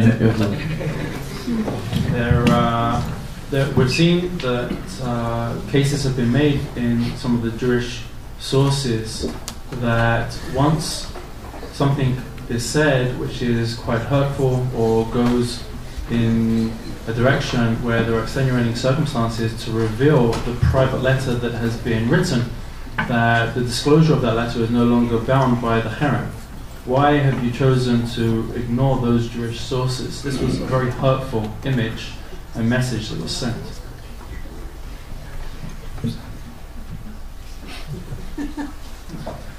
Okay, well, the Snapchat, it can be considered as a private letter, right?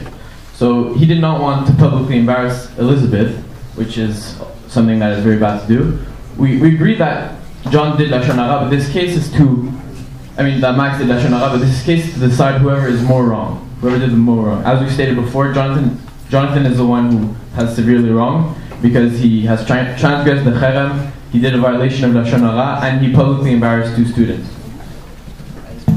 To add on to that, if Max's intentions were to publicly embarrass Elizabeth, he would not have sent that image through Snapchat, knowing that it is not retrievable. So if Max, as we can assume that Max's intentions were just to joke around with his 4 friends, because if his intention was to humiliate Elizabeth, he would have not used this social media. So you believe that a painful embarrassment for only 10 seconds isn't considered a painful embarrassment? Well, as we can see that when it is public, it is when it is before 3 people, right? So when you send a Snapchat, the other people don't know that they received it, so therefore they don't know that it's public. So you're not really publicly embarrassing them. Max did say something wrong, we agree with that. However, he did not make this public, and Jonathan is the one who's severely wrong. Thank you.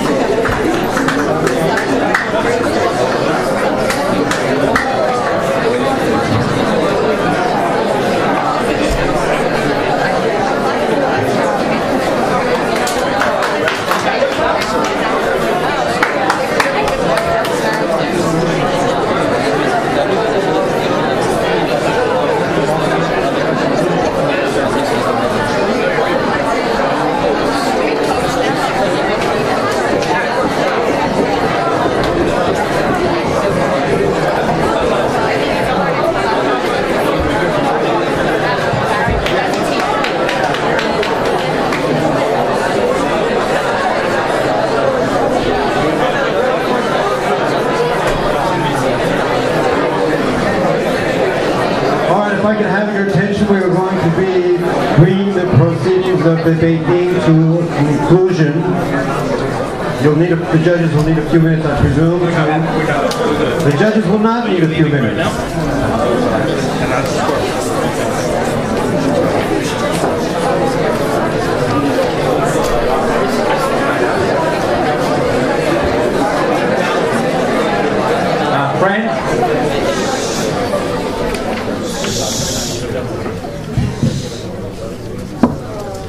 I want to congratulate Dr. Cutler and Mr. Azrad for this superb event.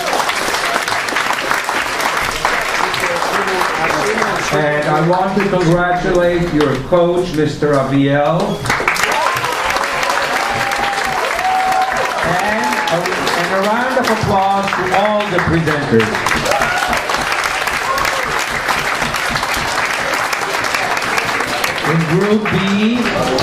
In Group B, the second presentation is the winner. Who's that? In Group B, that's correct. That's correct, stand up.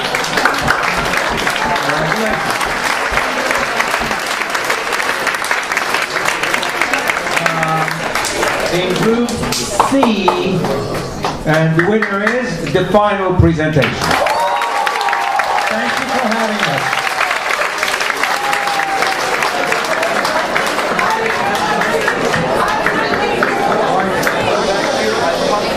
Before the judges leave, and before anybody leaves, I will read the quorum.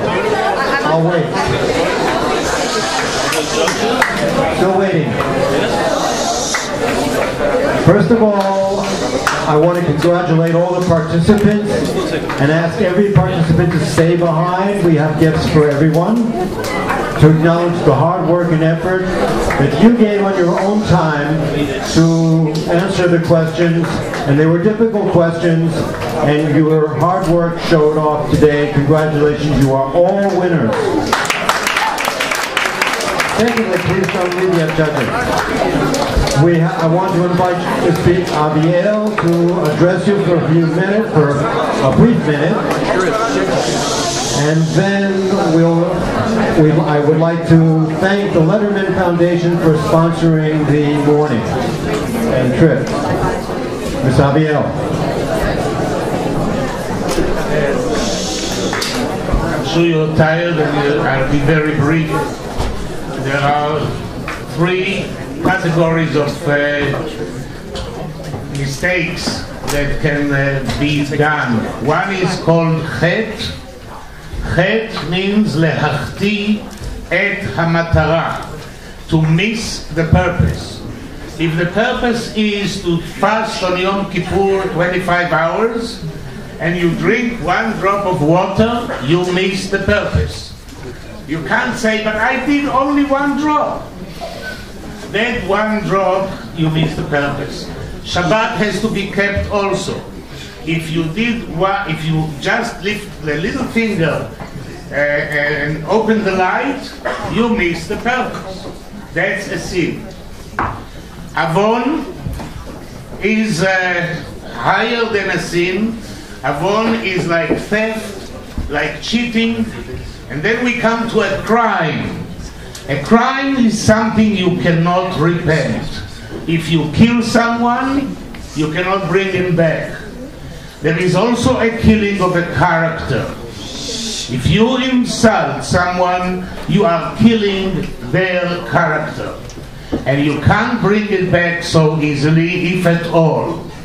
I was a student in Hebrew University, and one of the teachers asked us, should we hit a student or should we tell them bad words? It was very hard to answer this question because hitting a student is definitely not good, not permissible. But what about saying you are stupid, you are idiot, you are this, you are that? Is that worse? Yes, he said, that is worse, because if you give a slap on the face, maybe it's painful for 5 minutes, but if you say something humiliating to someone else, and especially in this case, you can't repent, you can't bring it back. So, Lashon Hara is really, really a bad thing to do, and I think you all learned the lesson. I want to commend the groups. Thank you very much from the bottom of my heart. You've done a very good job.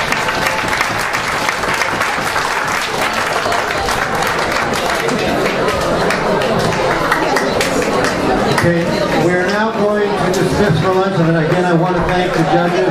Thank you for your time.